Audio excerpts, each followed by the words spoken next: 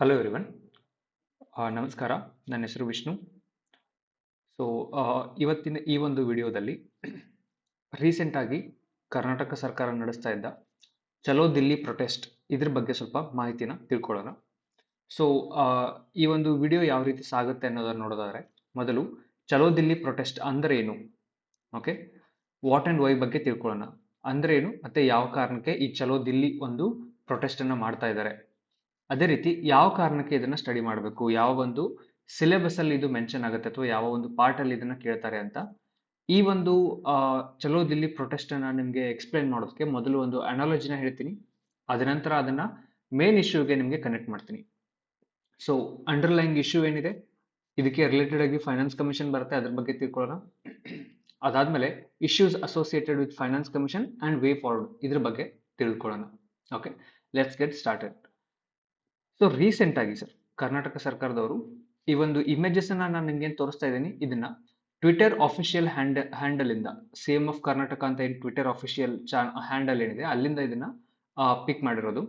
So ಅಲ್ಲಿ ಕರ್ನಾಟಕ ಸರ್ಕಾರದವರು ಕೇಂದ್ರ ಸರ್ಕಾರದ ಮೇಲೆ ಒಂದಿಷ್ಟು ಅಲಿಗೇಷನ್ಸ್ ಅನ್ನ ಮಾಡ್ತಾ ಇದ್ರು. ಕೇಂದ್ರ ಸರ್ಕಾರ ಮತ್ತು ಫೈನಾನ್ಸ್ ಕಮಿಷನ್ ಮೇಲೆ.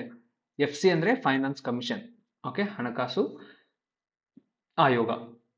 ಸೊ ಕರ್ನಾಟಕ ಸರ್ಕಾರ ಅಥವಾ ದಕ್ಷಿಣ ರಾಜ್ಯಗಳು ಈ ಫೈನಾನ್ಸ್ ಕಮಿಷನ್ ಮತ್ತೆ ಗವರ್ಮೆಂಟ್ ಆಫ್ ಇಂಡಿಯಾ ಮೇಲೆ ಅಲಿಗೇಷನ್ ಮಾಡ್ತಾ ಇದೆ. ಓಕೆ, ಏನ್ ಮಾಡ್ತಾ ಇದೆ, ಯಾವುದು, ಸ್ವಲ್ಪ ಬ್ರೀಫ್ ಆಗಿ ನೋಡೋಣ. ಕಾನ್ಸೆಪ್ಟ್ ಕ್ಲಿಯರ್ ಆದ್ಮೇಲೆ ನಿಮ್ಗೆ ಮತ್ತೆ ಬ್ಯಾಕ್ ಟು ಈ ಸ್ಲೈಡ್ಸ್ ಗೆ ಬರ್ತೀನಿ, ಅವಾಗ ನಿಮ್ಗೆ ಈಸಿಯಾಗಿ ಅರ್ಥ ಆಗುತ್ತೆ. 14ನೇ ಹಣಕಾಸು ಆಯೋಗದಲ್ಲಿ ಕರ್ನಾಟಕದ ತೆರಿಗೆ ಪಾಲು 4.71 ಇತ್ತು, ಆದ್ರೆ ಕೇಂದ್ರ ಸರ್ಕಾರ 15ನೇ ಹಣಕಾಸು ಆಯೋಗದಲ್ಲಿ ಇದನ್ನ 3.64ಗೆ ಇಳಿಸಿದೆ ಅಂತ ಅಲಿಗೇಷನ್ ಮಾಡಿದೆ. ಓಕೆ,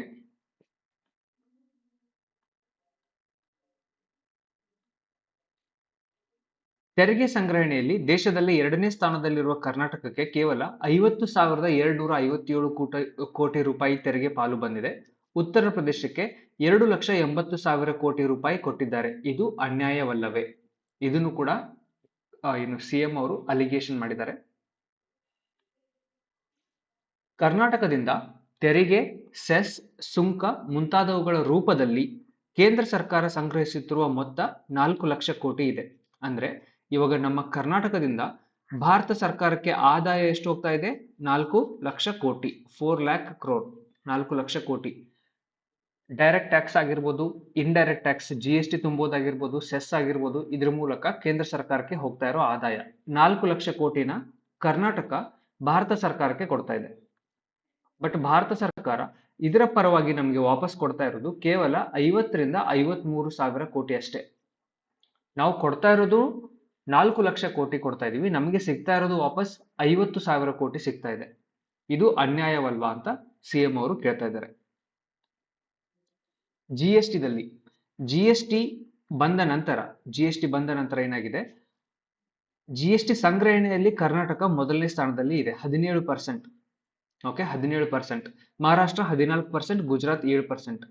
ಕೇವಲ 5.2% GST ಸಂಗ್ರಹಣೆಯಲ್ಲಿ ಕರ್ನಾಟಕಕ್ಕೆ ಸಿಗುತ್ತಿರುವ ಪಾಲು.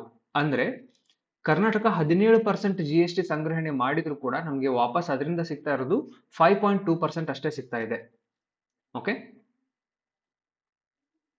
ಒಂದು ಆರ್ಟಿಕಲ್ ಕೂಡ ಪ್ರಜಾವಾಣಿ ಪೇಪರ್ ಅಲ್ಲಿ ಸಿಎಂ ಆಫ್ ಕರ್ನಾಟಕ ಅವರು ಬರೆದಿದ್ರು. ಕನ್ನಡಿಗರು 100 ರೂಪಾಯಿ ತೆರಿಗೆ ಕಟ್ಟಿದರೆ ನಮಗೆ ವಾಪಸ್ಸು ಬರೋದು 12ರಿಂದ 13 ರೂಪಾಯಿ ಮಾತ್ರ ಅಂತ ಹೇಳ್ತಾ ಇದ್ದಾರೆ. ಅಂದ್ರೆ ಅದೇ ಸರ್, 4 ಲಕ್ಷ ಕೋಟಿ ಕೊಟ್ರೆ 50,000 ಕೋಟಿ ಬರುತ್ತೆ, 4 ಲಕ್ಷ ಕೋಟಿ ಕೊಟ್ರೆ 50,000 ಕೋಟಿ ಬರುತ್ತೆ ಅಂತ ಹೇಳಿರೋದನ್ನ. ಸೊ 100 ರೂಪಾಯಿ ನಾವು ಕೇಂದ್ರ ಸರ್ಕಾರಕ್ಕೆ ಕೊಟ್ರೆ ಕೇಂದ್ರ ಸರ್ಕಾರ ನಮಗೆ ಈ ಟ್ಯಾಕ್ಸ್ ಹಂಚಿಕೆ ಆಗಿರ್ಬೋದು, ಅನುದಾನ ಆಗಿರ್ಬೋದು, ಆ ರೂಪದಲ್ಲಿ ಕೇವಲ 12 ರೂಪಾಯಿ ಕೊಡ್ತಾ ಇದ್ದಾರೆ ಅಂತ ಅರ್ಥ. ಓಕೆ, ನಾವು 100 ರೂಪಾಯಿ ಕೊಡ್ತಾ ಇದೀವಿ, ನಮ್ಗೆ ಸಿಗ್ತಾ ಇರೋದು 12 ರೂಪಾಯಿ. 15ನೇ ಹಣಕಾಸು ಆಯೋಗದಿಂದ 15ನೇ ಹಣಕಾಸು ಆಯೋಗದ 2025-26ವರೆಗೂ 62,000 ಕೋಟಿ ಕರ್ನಾಟಕ ತೆರಿಗೆ ಹಂಚಿಕೆಯಲ್ಲಿ ನಷ್ಟವಾಗಲಿದೆ. ಸೊ ನಮ್ಗೆ ಟೋಟಲ್ ಆಗಿ ಈ 5 ವರ್ಷದಲ್ಲಿ ನಮ್ಗೆ ಎಷ್ಟು ಲಾಸ್ ಆಗ್ತಾ ಇದೆ? 62,000 ಕ್ರೋರ್. ಓಕೆ, 62,000 ಕ್ರೋರ್ ಇಷ್ಟು ನಮ್ಮ ಕರ್ನಾಟಕ ಸರ್ಕಾರಕ್ಕೆ ಲಾಸ್ ಆಗ್ತಾ ಇದೆ ಅಂತ ಹೇಳ್ತಾ ಇದ್ದಾರೆ. ಓಕೆ, ಸೊ ಇಷ್ಟೆಲ್ಲ ಯಾವ ಕಾರಣಕ್ಕೆ ಹೇಳ್ತಾ ಇದ್ದಾರೆ, ಇಷ್ಟೆಲ್ಲ ಅಲಿಗೇಷನ್ಸ್ ಅನ್ನ ಯಾವ ಬೇಸ್ ಮೇಲೆ ಮಾಡ್ತಾ ಇದ್ದಾರೆ, ಇದನ್ನೆಲ್ಲ ತಿಳ್ಕೊಳ್ಬೇಕಂದ್ರೆ ಮೊದಲು ಹಣಕಾಸು ಆಯೋಗ ಅಂದ್ರೆ ಏನು ತಿಳ್ಕೊಳ್ಳೋಣ. ಹಣಕಾಸು ಆಯೋಗದಿಂದ ಯಾವ ರೀತಿ ಏನು ಹಣವನ್ನ ಕೇಂದ್ರ ಮತ್ತು ರಾಜ್ಯಗಳ ನಡುವೆ ಡಿಸ್ಟ್ರಿಬ್ಯೂಟ್ ಮಾಡ್ತಾರೆ, ಇದನ್ನ ತಿಳ್ಕೊಳ್ಳೋಣ. ಇದೆಲ್ಲವನ್ನು ತಿಳ್ಕೊಂಡ ಮೇಲೆ ಮತ್ತೆ ಈ ಪಾಯಿಂಟ್ಗೆ ಬಂದಾಗ ನಿಮ್ಗೆ ಕ್ಲಿಯರ್ ಕಟ್ ಆಗಿ ಒಂದು ಮಾಹಿತಿ ಸಿಗುತ್ತೆ. ಓಕೆ,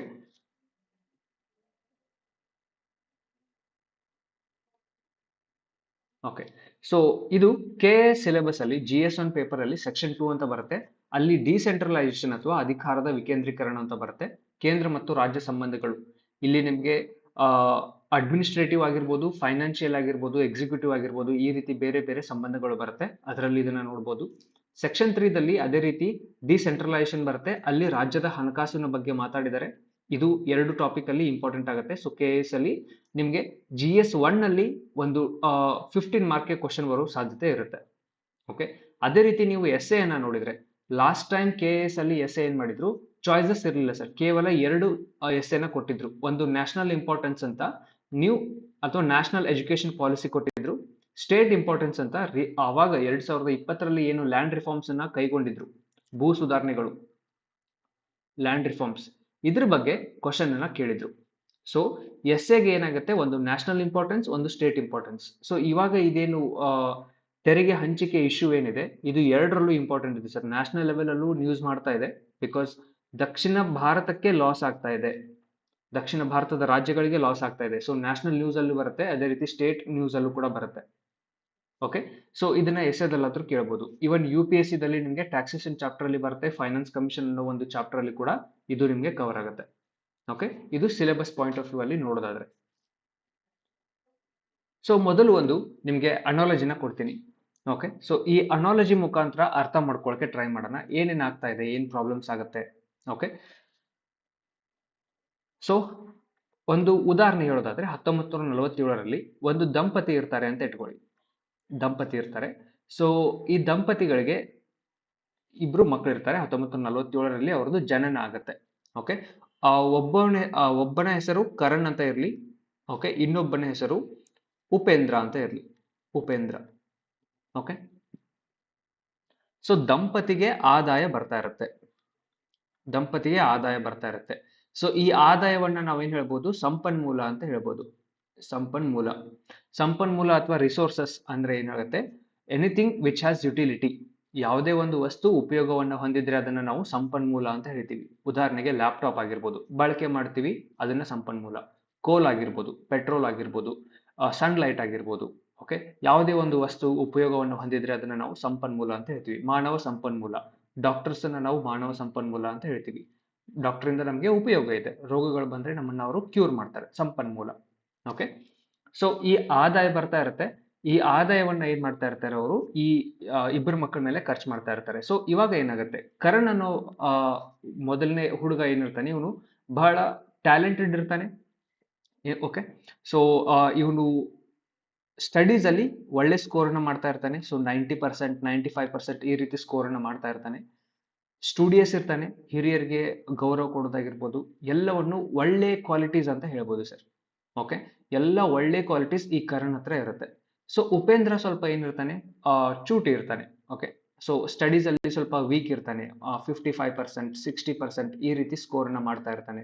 ಓಕೆ, ಊಟದ ಹ್ಯಾಬಿಟ್ಸ್ ಆಗಿರ್ಬೋದು, ಒಳ್ಳೆ ಕೆಟ್ಟ ಹ್ಯಾಬಿಟ್ಸ್ ಉಪೇಂದ್ರನ ಹತ್ರ ಇರುತ್ತೆ ಅಂತ ಅರ್ಥ. ಓಕೆ, ಇವನ ಹತ್ರ ಒಳ್ಳೆ ಹ್ಯಾಬಿಟ್ಸ್ ಇರುತ್ತೆ. ಚೆನ್ನಾಗಿ ನಿದ್ದೆ ಮಾಡೋದಾಗಿರ್ಬೋದು, ಚೆನ್ನಾಗಿ ಊಟ ಮಾಡೋದಾಗಿರ್ಬೋದು, ಫಿಸಿಕಲಿ ಫಿಟ್ ಇರೋದಾಗಿರ್ಬೋದು, ಇವೆಲ್ಲವೂ ಕರಣ್ ಪಾಸಿಟಿವ್ ಅಟ್ರಿಬ್ಯೂಟ್ಸ್ ಇದ್ರೆ ಉಪೇಂದ್ರನ ಹತ್ರ ನೆಗೆಟಿವ್ ಅಟ್ರಿಬ್ಯೂಟ್ಸ್ ಇರುತ್ತೆ. ಓಕೆ, ಸೊ ಇವನು ಫ್ಯಾಟ್ ಇರ್ತಾನೆ, ದಪ್ಪ ಇರ್ತಾನೆ. ಓಕೆ, ಎಕ್ಸರ್ಸೈಸ್ ಮಾಡ್ತಾ ಇರೋದಿಲ್ಲ, ಯೋಗ ಮಾಡ್ತಾ ಇರೋದಿಲ್ಲ, ಈ ರೀತಿ. ಓಕೆ, ಐ ಹೋಪ್ ನಿಮಗೆ ಅರ್ಥ ಆಗಿರ್ಬೋದು. ಸೊ ಇವನು ಆಫ್ಟರ್ ಡಿಗ್ರಿ ಕಂಪ್ಲೀಟ್ ಆದ್ಮೇಲೆ ಇವನು ಚೆನ್ನಾಗಿ ಸ್ಟಡೀಸ್ ಮಾಡ್ತಾ ಇರೋದ್ರಿಂದ ಇವನು MBBS ಆಗಿರ್ಬೋದು, ಇಂಜಿನಿಯರಿಂಗ್ ಮಾಡಿ ಮಂತ್ಲಿ 1 ಲಕ್ಷ ಬರೋ ಆದಾಯದ ಜಾಬ್ ಅನ್ನ ಇವನು ಹಿಡಿತಾನೆ. ಇವನು ಡಿಪ್ಲೊಮಾ ಅಥವಾ ಈ ರೀತಿ ಕಂಪ್ಲೀಟ್ ಮಾಡಿ ಇವನು ಏನ್ ಮಾಡ್ತಾನೆ, ಒಂದು 15,000 ತಿಂಗಳಿಗೆ ಬರೋ ರೀತಿ ಆದಾಯವನ್ನ ಇವನು ಗಳಿಸ್ತಾನೆ. ಓಕೆ, ಇವಾಗ ಏನಾಗುತ್ತೆ, ಇಷ್ಟೆಲ್ಲ ಸ್ಟೋರಿಕಿನ ಮುಂಚೆ ಒಂದಿಷ್ಟು ಪ್ರೊಸೆಸ್ ಆಗ್ತಾ ಇರುತ್ತೆ. ಈ ದಂಪತಿ ಏನ್ ಮಾಡ್ತಾರೆ, ದಂಪತಿ ಕರಣ್ ಸ್ಟಡೀಸ್ ಅಲ್ಲಿ ಚೆನ್ನಾಗಿರೋದ್ರಿಂದ, ಬಹಳಷ್ಟು ಸ್ಟುಡಿಯಸ್ ಇರೋದ್ರಿಂದ, ಬಹಳಷ್ಟು ಒಳ್ಳೆ ಕ್ವಾಲಿಟೀಸ್ ಇರೋದ್ರಿಂದ ಇವನ್ ಮೇಲೆ ಅಷ್ಟು ಫೋಕಸ್ ಇರೋದಿಲ್ಲ ಸರ್. ಈ ದಂಪತಿ ಫೋಕಸ್ ಕರಣ್ ಮೇಲೆ ಇರೋದಿಲ್ಲ. ಈ ದಂಪತಿಗೆ 100 ರೂಪಾಯಿ ಆದಾಯ ಬಂದ್ರೆ, ದಂಪತಿಗೆ 100 ರೂಪಾಯಿ ಆದಾಯ ಬಂದ್ರೆ ಕರಣ್ ಮೇಲೆ ಕೇವಲ ಒಂದು 20 ರೂಪಾಯಿ ಖರ್ಚು ಮಾಡ್ತಾ ಇರ್ತಾರೆ. ಬಿಕಾಸ್ ಆಲ್ರೆಡಿ ಟ್ಯಾಲೆಂಟೆಡ್ ಇದ್ದಾನೆ, ಎಲ್ಲವನ್ನು ಅವನು ನಿಭಾಯಿಸ್ತಾನೆ ಅಂತ. ಉಪೇಂದ್ರಗೆ ಏನ್ ಮಾಡ್ತಾ ಇರ್ತಾರೆ, ಇವನ್ಗೆ ಹಾರ್ಲಿಕ್ಸ್ ಆಗಿರ್ಬೋದು, ಬೋರ್ನ್ವಿಟ್ ಆಗಿರ್ಬೋದು, ಎಕ್ಸ್ಟ್ರಾ ಕ್ಲಾಸಸ್ ಆಗಿರ್ಬೋದು. ಸೊ ಈ ರೀತಿ ಇವನ್ನ ಇನ್ನೂ ಸ್ವಲ್ಪ ಒಳ್ಳೆ ರೀತಿ ಬೆಳವಣಿಗೆ ಆಗ್ಬೇಕು ಅಂತ ಇವನ್ ಮೇಲೆ ಬಂದಿರೋ 100 ರೂಪಾಯಿದಲ್ಲಿ ಉಳಿದಿರೋ 80 ರೂಪಾಯಿನ ಇವನ್ ಮೇಲೆ ಖರ್ಚು ಮಾಡ್ತಿರ್ತಾರೆ ಅಂತ ಇಟ್ಕೊಳ್ಳಿ. ಓಕೆ, ಸೊ ಏನಾಗ್ತಾ ಇದೆ, ಕರಣ್ ಎಲ್ಲ ಒಳ್ಳೆ ಕ್ವಾಲಿಟೀಸ್ ಇದೆ ಕರಣ್ ಹತ್ರ. ಓಕೆ, ಬಟ್ ಅವನ ಮೇಲೆ ಖರ್ಚು ಮಾಡ್ತಾ ಇರೋದು ಕೇವಲ 20 ರೂಪಾಯಿ. ಕೇವಲ 20 ರೂಪಾಯಿ. ಅವನು ಸ್ಟಡೀಸ್ ಅಲ್ಲಿ ಒಳ್ಳೆ ಇದ್ದಾನೆ, ಮನೆಗೆ ಒಳ್ಳೆ ಹೆಸರು ತರ್ತಾ ಇದ್ದಾನೆ, ತಂದೆ ತಾಯಿಗೆ ಒಳ್ಳೆ ಹೆಸರು ತರ್ತಾ ಇದ್ದಾನೆ. ಓಕೆ, ಬಟ್ ಅವನಿಗೆ ಸಿಗ್ತಾ ಇರೋದು ಕೇವಲ 20 ರೂಪಾಯಿ. ಸೊ ಇದರಿಂದ ಏನಾಗುತ್ತೆ, ಕರಣ್ಗೆ over the period of time, ಒಂದಿಷ್ಟು ವರ್ಷ ಆದ್ಮೇಲೆ ಕರಣ್ಗೆ ಏನಾಗುತ್ತೆ, ಉಪೇಂದ್ರ ಮೇಲೆ ಒಂದು ರೀತಿ ಕೆಟ್ಟ ಭಾವನೆ ಮೂಡೋದಕ್ಕೆ ಸ್ಟಾರ್ಟ್ ಆಗುತ್ತೆ. ಓಕೆ, ಸ್ಯಾಟಿಸ್ಫೈಡ್ ಇರೋದಿಲ್ಲ. ಅವನು ಎಲ್ಲವನ್ನು ತನ್ನ ಪ್ರಯತ್ನ ಮೀರಿ, ಶಕ್ತಿ ಮೀರಿ ಪ್ರಯತ್ನ ಮಾಡ್ತಿರ್ತಾನೆ, ಬಟ್ ಅದಕ್ಕೆ ತಕ್ಕ ಹಾಗೆ ಪ್ರತಿಫಲ ಸಿಗ್ತಾ ಇರೋದಿಲ್ಲ, ಸ್ಯಾಟಿಸ್ಫೈಡ್ ಇರೋದಿಲ್ಲ. ಬಟ್ ಉಪೇಂದ್ರ ಏನ್ ಮಾಡ್ತಿರ್ತಾನೆ, ಮೊದ್ಲಿಂದನೂ ಅದೇ ರೀತಿ ನೆಗ್ಲಿಜೆನ್ಸ್ ಇರುತ್ತೆ, ಊಟದಲ್ಲಿ ಹವ್ಯಾಸಗಳು ಸರಿ ಇರೋದಿಲ್ಲ, ಫ್ಯಾಟ್ ಇರ್ತಾನೆ. ಓಕೆ, ಸೊ ಈ ರೀತಿ ಇರೋದ್ರಿಂದ ಮುಂದೆ ಏನಾಗುತ್ತೆ, ಇವರಿಬ್ಬರ ನಡುವೆ ಕ್ಲಾಶಸ್ ಸ್ಟಾರ್ಟ್ ಆಗುತ್ತೆ. ಓಕೆ, ಸೊ ಇವಾಗ ಏನಾಗುತ್ತೆ, ಈ ಇರೋ ಸಂಪನ್ಮೂಲನ ಈ ರೀತಿ ಹಂಚಿಕೆ ಮಾಡೋದ್ರಿಂದ ಇವರಿಬ್ಬರ ನಡುವೆ ಪ್ರಾಬ್ಲಮ್ಸ್ ಕ್ರಿಯೇಟ್ ಆಗಿ ಫೈನಲ್ ಆಗಿ ಇಶ್ಯೂಸ್ ಏನೇನ್ ಕ್ರಿಯೇಟ್ ಆಗುತ್ತೆ. ಇಶ್ಯೂಸ್ ಏನ್ ಕ್ರಿಯೇಟ್ ಆಗುತ್ತೆ ಅಂದ್ರೆ, ಫ್ಯಾಮಿಲಿ ಸರ್, ಕರಣ್ ಡಿಮ್ಯಾಂಡ್ ಏನ್ ಮಾಡ್ತಿರ್ತಾನೆ, ಆ ಕರಣ್ ಡಿಮ್ಯಾಂಡ್ ಮಾಡೋದು ಮೀಟ್ ಆಗಕ್ ಆಗೋದಿಲ್ಲ ಸರ್. ಬಿಕಾಸ್ ಇವನು ಒಳ್ಳೆ ಲೈಫ್ ನ ಲೀಡ್ ಮಾಡ್ಬೇಕಾದ್ರೆ ಇವನಿಗೆ ಒಂದಿಷ್ಟು ದುಡ್ಡು ಬೇಕಾಗಿರುತ್ತೆ, ಬಟ್ ಅಷ್ಟು ದುಡ್ಡು ಕರಣ್ಗೆ ಸಿಗ್ತಾ ಇರೋದಿಲ್ಲ. ಇವನು ಎಲ್ಲ ಕೆಟ್ಟ ಗುಣಗಳು ಇದ್ರೂ ಕೂಡ ಇವನಿಗೆ ಬಹಳಷ್ಟು ದುಡ್ಡು ಸಿಗ್ತಾ ಇರುತ್ತೆ. Okay, so Karan demand complete ಆಗೋದಿಲ್ಲ ಸರ್. ಈ ರೀತಿ ಇಬ್ಬರ ನಡುವೆ ಏನಾಗುತ್ತೆ, ಇನ್ಸಫಿಶಿಯಂಟ್ ರಿಸೋರ್ಸ್ ಅಲೋಕೇಶನ್ ಆಗ್ತಾ ಇರುತ್ತೆ. Insufficient resource allocation. Okay, so ಇದೇನಾಗುತ್ತೆ, ಫೈನಲ್ ಆಗಿ ಇಬ್ಬರ ನಡುವೆ ಜಗಳ ಸ್ಟಾರ್ಟ್ ಆಗುತ್ತೆ ಸರ್. ಇಬ್ಬರ ನಡುವೆ ಏನಾಗುತ್ತೆ, ಜಗಳ ಸ್ಟಾರ್ಟ್ ಆಗುತ್ತೆ. ಸೊ ಈ ರೀತಿ ಜಗಳ ಸ್ಟಾರ್ಟ್ ಆದಾಗ ಒಂದು ಫ್ಯಾಮಿಲಿ ಏನಾಗುತ್ತೆ, ಆ ಇಂಟಿಗ್ರಿಟಿ ಅಂತ ಹೇಳ್ಬೋದು. ಫ್ಯಾಮಿಲಿ ಇಂಟಿಗ್ರಿಟಿ ಆಗಿರ್ಬೋದು, ಅಥವಾ ಫ್ಯಾಮಿಲಿ ಟೋಟಲ್ ಕೂಡು ಕುಟುಂಬ ಏನಿರುತ್ತೆ ಅದು ಒಡೆಯುತ್ತೆ ಸರ್. ಫೈನಲ್ ಆಗಿ ಏನಾಗ್ತಾರೆ, ಡಿವೈಡ್ ಆಗ್ತಾರೆ. ಫೈನಲ್ ಆಗಿ ಡಿವೈಡ್ ಆಗ್ತಾರೆ. ಸೊ ಕೂಡಿ ಇದ್ದಾಗ ಬೇರೆ ರೀತಿ ಇರುತ್ತೆ, ಡಿವೈಡ್ ಆದ್ಮೇಲೆ ಬೇರೆ ರೀತಿ ಇರುತ್ತೆ. ಕೂಡಿದ್ದಾಗ ಬೇರೆ ರೀತಿ, ಡಿವೈಡ್ ಆದಾಗ ಬೇರೆ ರೀತಿ. ಸೊ ಇಷ್ಟೆಲ್ಲ ಯಾವ ಕಾರಣಕ್ಕೆ ಹೇಳಿದೆ, ಇದೇ ಒಂದು ಎಕ್ಸಾಂಪಲ್ ನ ಇವಾಗ ನಿಮ್ಗೆ 2 ರಾಜ್ಯಗಳ ಮುಖಾಂತರ ತಿಳಿಸಿ ಹೇಳ್ತೀನಿ. ಓಕೆ, ಸೊ 1947ರಲ್ಲಿ 2 ರಾಜ್ಯಗಳ ಉಗಮ ಆಗತ್ತೆ ಅಂತ ಇಟ್ಕೊಳ್ಳಿ. ಓಕೆ, ಬೇರೆ ಬೇರೆ ರಾಜ್ಯಗಳು ಇರುತ್ತೆ, ನಾನು ಜಸ್ಟ್ ಎಕ್ಸಾಂಪಲ್ ಪರ್ಪಸ್ ಹೇಳ್ತಾ ಇದ್ದೀನಿ. ಒಂದು ಕರ್ನಾಟಕ, ಇನ್ನೊಂದು Uttar Pradesh. Okay, UP. So Karan ಯಾವ ರೀತಿ ಇರ್ತಾನೆ, ಕರ್ನಾಟಕ ಆ ರೀತಿ ಇರುತ್ತೆ. ಟೋಟಲ್ ಆಗಿ ಎಜುಕೇಶನ್ ಇನ್ಸ್ಟಿಟ್ಯೂಷನ್ಸ್ ಆಗಿರ್ಬೋದು, ಶಿಕ್ಷಣ ಆಗಿರ್ಬೋದು, ಆರೋಗ್ಯ ಆಗಿರ್ಬೋದು, ನೈರ್ಮಲ್ಯತೆ ಆಗಿರ್ಬೋದು, ಈ ಎಲ್ಲದರಲ್ಲೂ ಕೂಡ ಕರ್ನಾಟಕ ಒಳ್ಳೆ ರೀತಿಯಲ್ಲಿ ಡೆವಲಪ್ ಆಗಿದೆ. ಎಲ್ಲ ರೀತಿಯಲ್ಲೂ ಕೂಡ ಒಳ್ಳೆ ರೀತಿಯಲ್ಲಿ ಡೆವಲಪ್ ಆಗಿದೆ. ಸೊ ಕರ್ನಾಟಕದಲ್ಲಿ ಹೈಯೆಸ್ಟ್ ನಂಬರ್ ಆಫ್ ಕಾಲೇಜಸ್ ಇದೆ. ಕರ್ನಾಟಕದಲ್ಲಿ ಆರೋಗ್ಯಕ್ಕೆ ಬಹಳಷ್ಟು ಗಮನ ಕೊಡ್ತಾ ಇದೆ. ಕರ್ನಾಟಕದಲ್ಲಿ ಇಂಡಸ್ಟ್ರೀಸ್ ಡೆವಲಪ್ ಆಗ್ತಾ ಇದೆ, ಸಾಫ್ಟ್ವೇರ್ ಇಂಡಸ್ಟ್ರಿ ಡೆವಲಪ್ ಆಗ್ತಾ ಇದೆ, ಎಂಪ್ಲಾಯ್ಮೆಂಟ್ ಜನರೇಷನ್ ಆಗ್ತಾ ಇದೆ, ಬಡತನ ಕಡಿಮೆ ಆಗ್ತಾ ಇದೆ. ಸೊ ಎಲ್ಲವೂ ಪಾಸಿಟಿವ್ ಕರ್ನಾಟಕದ ಹತ್ರ ಇದೆ. ಕರ್ನಾಟಕದ ಹತ್ರ ಎಲ್ಲ ಪಾಸಿಟಿವ್ ಅಟ್ರಿಬ್ಯೂಟ್ಸ್ ಇದೆ. ಅದೇ ಉತ್ತರ ಪ್ರದೇಶವನ್ನ ನೋಡಿದ್ರೆ, ಉತ್ತರ ಪ್ರದೇಶದಲ್ಲಿ ಪಾಪ್ಯುಲೇಷನ್ ಜಾಸ್ತಿ ಆಗ್ತಾ ಇದೆ. ಇವಾಗ ಸದ್ಯಕ್ಕೆ ನೀವು ನೋಡಿದ್ರೆ ಉತ್ತರ ಪ್ರದೇಶದಲ್ಲಿ 22 ಕೋಟಿ ಜನಸಂಖ್ಯೆ ಇದೆ. 22 ಕೋಟಿ ಜನಸಂಖ್ಯೆ ಅಂದ್ರೆ ಕೇವಲ ಆಸ್ಟ್ರೇಲಿಯಾದಲ್ಲಿ ಒಂದು ಖಂಡ ಸರ್, ಆಸ್ಟ್ರೇಲಿಯಾ ಒಂದು ಖಂಡ, ಅಲ್ಲಿ 2.5 ಕೋಟಿ ಜನಸಂಖ್ಯೆ ಇದೆ. ಅಂದ್ರೆ ಆಲ್ಮೋಸ್ಟ್ ಆಸ್ಟ್ರೇಲಿಯಾದ 10 ಪಟ್ಟು ಸರ್. ಆಲ್ಮೋಸ್ಟ್ ಎಷ್ಟಾಗುತ್ತೆ, ಒಂದು 10 ಪಟ್ಟು, 8ರಿಂದ 10 ಪಟ್ಟು ಎಷ್ಟು ಪಾಪ್ಯುಲೇಷನ್ ಆಸ್ಟ್ರೇಲಿಯಾದಲ್ಲಿದೆ, ಅದ್ರ 8 ಪಟ್ಟು ಉತ್ತರ ಪ್ರದೇಶದಲ್ಲಿ ಪಾಪ್ಯುಲೇಷನ್ ಇದೆ. ಓಕೆ, ಪಾಪ್ಯುಲೇಷನ್ ಕಂಟ್ರೋಲ್ ಮಾಡೋಕೆ ಉತ್ತರ ಪ್ರದೇಶದಲ್ಲಿ ಇನ್ನೂ ಸಾಧ್ಯ ಆಗ್ತಿಲ್ಲ ಸರ್. ಅದಕ್ಕೆ ಬೇರೆ ಬೇರೆ ಫ್ಯಾಕ್ಟರ್ಸ್ ಇದೆ, ಬಟ್ ಲೆಟ್ಸ್ ಏನ್ ಮಾಡೋಣ, ಇವಾಗ ಇದಕ್ಕಷ್ಟೇ ಫೋಕಸ್ ಮಾಡೋಣ ಸರ್. ಸೊ ಉತ್ತರ ಪ್ರದೇಶದಲ್ಲಿ 22 ಕೋಟಿ ಜನಸಂಖ್ಯೆ ಇದೆ.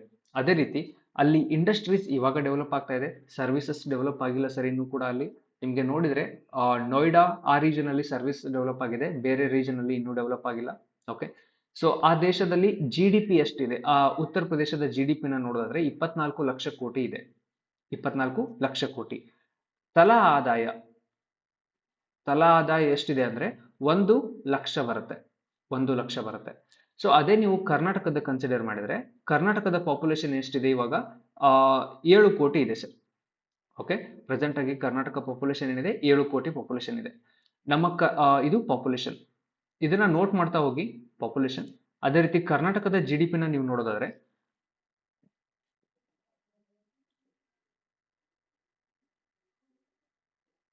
23 lakh crore ಇದೆ ಸರ್, 23 ಲಕ್ಷ ಕೋಟಿ ಇದೆ. ಸೊ ತಲಾ ಆದಾಯ ಏನಾಗುತ್ತೆ, ತಲಾ ಆದಾಯ 3 ಲಕ್ಷ ಬರುತ್ತೆ, 3 ಲಕ್ಷ ಕೋಟಿ, 3 ಲಕ್ಷ ಕೋಟಿ ಏನಾಗುತ್ತೆ, ತಲಾ ಆದಾಯ ಆಗುತ್ತೆ.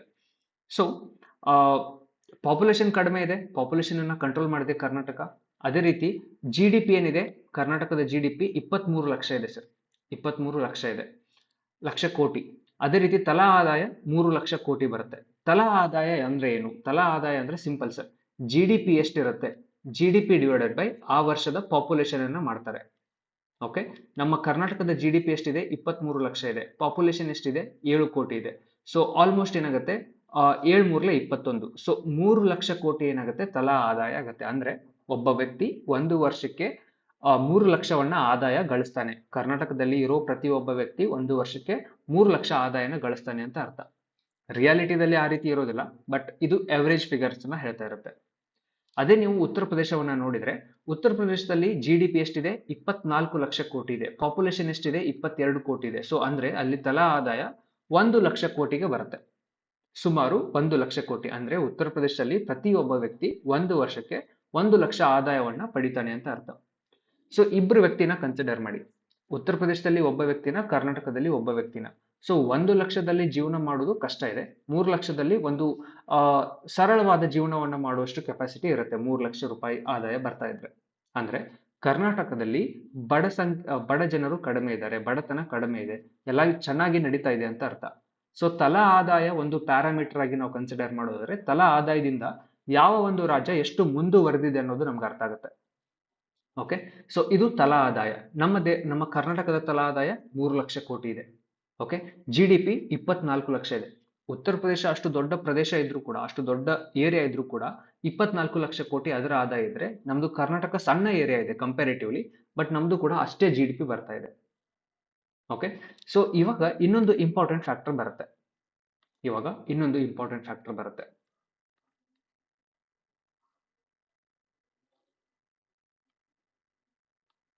ನೆಕ್ಸ್ಟ್ ಬರೋದು ಒಂದು ಟಿ ಎಫ್ ಆರ್ ಅಂತ ಬರುತ್ತೆ, ಟೋಟಲ್ ಫರ್ಟಿಲಿಟಿ ರೇಟ್ ಅಂತ ಬರುತ್ತೆ. ಟೋಟಲ್ ಫರ್ಟಿಲಿಟಿ ರೇಟ್ ಅಥವಾ ರೇಷಿಯೋ ಅಂತ ಹೇಳ್ತೀವಿ, ಟೋಟಲ್ ಫರ್ಟಿಲಿಟಿ ರೇಷಿಯೋ. ಸೊ ಈ ಟೋಟಲ್ ಫರ್ಟಿಲಿಟಿ ರೇಷಿಯೋ ಅಂದ್ರೆ ಏನು, ಒಬ್ಬ ಮಹಿಳೆ ತನ್ನ ಜೀವಿತಾವಧಿಯಲ್ಲಿ, ಅಂದ್ರೆ ಆ ಒಂದು ಯಾವ ರೀತಿ ಹೇಳ್ಬೋದು ಅಂದ್ರೆ, ಈ ರಿಪ್ರೊಡಕ್ಟಿವ್ ಏಜ್ ಏನಿರುತ್ತೆ, ಸೊ ಈ ಒಂದು ಏಜ್ ಅಲ್ಲಿ ಸರಾಸರಿಯಾಗಿ ಎಷ್ಟು ಮಕ್ಕಳಿಗೆ ತಾಯಿ ಆಗಬಲ್ಲಳು. ಓಕೆ, ಟೋಟಲ್ ಫರ್ಟಿಲಿಟಿ ರೇಷಿಯೋ ಏನ್ ಹೇಳುತ್ತೆ, ಒಬ್ಬ ಮಹಿಳೆ ತನ್ನ ರಿಪ್ರೊಡಕ್ಟಿವ್ ಏಜ್ ಅಲ್ಲಿ ಎಷ್ಟು ಮಕ್ಕಳಿಗೆ, ಅಂದ್ರೆ ಸರಾಸರಿ ಎಷ್ಟು ಮಕ್ಕಳಿಗೆ ತಾಯಿ ಆಗಬಲ್ಲಳು, ಇದೊಂದು ರೇಷಿಯೋನ ಹೇಳುತ್ತೆ. ಇವಾಗ ರೇಷಿಯೋ 2.1 ಅಂತ ಕನ್ಸಿಡರ್ ಮಾಡ್ತಾರೆ, 2.1. ಸೊ 2.1 ಏನ್ ಹೇಳುತ್ತೆ, ಯಾವುದೇ ಒಂದು ಸಮಾಜದಲ್ಲಿ ಆ ಒಂದು ಸಮಾಜದ ಪಾಪ್ಯುಲೇಷನ್ ಕಾನ್ಸ್ಟಂಟ್ ಇರಬೇಕು ಅಂದ್ರೆ, ಇವಾಗ 2024ರಲ್ಲಿ ಕರ್ನಾಟಕದ ಪಾಪ್ಯುಲೇಷನ್ 7 ಕೋಟಿ ಇದೆ, 2080ರಲ್ಲೂ ಕೂಡ 7 ಕೋಟಿ ಪಾಪ್ಯುಲೇಷನ್ ಅಷ್ಟೇ ಉಳಿಬೇಕು ನಮ್ಮ ಕರ್ನಾಟಕದಲ್ಲಿ. ಅಂದ್ರೆ ನಮ್ಮ ಜನಸಂಖ್ಯೆ ಕಾನ್ಸ್ಟಂಟ್ ಆಗಿ ಇರಬೇಕು ಅಂದ್ರೆ, ನಮ್ಮ ಕರ್ನಾಟಕದಲ್ಲಿರೋ ಮಹಿಳೆಯರಿಗೆ ಸರಾಸರಿಯಾಗಿ 2 ಮಕ್ಕಳು, 2.1 ಅಂದ್ರೆ ಅದು ರೇಷಿಯೋ ತಗೊಂಡಾಗ 0.1 ಅಂತ ಬರುತ್ತೆ, ಸರಾಸರಿಯಾಗಿ 2 ಮಕ್ಕಳಿಗೆ ಜನ್ಮವನ್ನ ನೀಡಬೇಕಾಗತ್ತೆ. ಅಂದಾಗ 2024ರಲ್ಲಿ ಎಷ್ಟು ಪಾಪ್ಯುಲೇಷನ್ ಇರುತ್ತೆ, 2080ರಲ್ಲೂ ಕೂಡ ಅಷ್ಟೇ ಪಾಪ್ಯುಲೇಷನ್ ಇರುತ್ತೆ. ಓಕೆ, ಸೊ ಈ ಟಿ ಎಫ್ ಆರ್ ಏನ್ ಹೇಳುತ್ತೆ, ಒಂದು ವ್ಯಾಲ್ಯೂನ ಹೇಳುತ್ತೆ ಸರ್ ಇದು. ಇವಾಗ ಟಿ ಎಫ್ ಆರ್ ಜಾಸ್ತಿ ಇದ್ರೆ, ಇವಾಗ ಟಿ ಎಫ್ ಆರ್ 3 ಇದೆ ಅಂತ ಇಟ್ಕೊಳ್ಳಿ, 3 ಇದೆ, 2024ರಲ್ಲಿ 7 ಕೋಟಿ ಇರೋದು, ಇದು 2.1 ಇದ್ದಾಗ ಇಷ್ಟಾಗತ್ತೆ. ಇವಾಗ 3 ಇದ್ದಾಗ ಏನಾಗುತ್ತೆ, 7 ಕೋಟಿ ಇರೋದು 3 ಏನಾದ್ರೂ ಇದ್ರೆ 2080ಕ್ಕೆ over the period of time ಏನಾಗುತ್ತೆ, ಇದು 12 ಕೋಟಿ ಆಗುತ್ತೆ ಅಂತ ಇಟ್ಕೊಳ್ಳಿ, 12 ಕೋಟಿ ಆಗತ್ತೆ. ಅಂದ್ರೆ ಟಿ ಎಫ್ ಆರ್ 2.1 ಕಿನ ಜಾಸ್ತಿ ಇದ್ದಾಗ ಪಾಪ್ಯುಲೇಷನ್ ಜಾಸ್ತಿ ಆಗ್ತಾ ಇದೆ ಅಂತ ಅರ್ಥ. Okay, total fertility rate. I hope ನಿಮ್ಗೆ ಅಲ್ಲಿ ಇದು ವಿಸಿಬಲ್ ಇಲ್ಲ ಅನ್ಕೊಳ್ತೀನಿ, ಒಂದು ಸಣ್ಣ ಟೇಬಲ್ ಮಾಡ್ತೀನಿ, ನಿಮ್ಗೆ ಈಸಿಯಾಗಿ ಅರ್ಥ ಆಗುತ್ತೆ.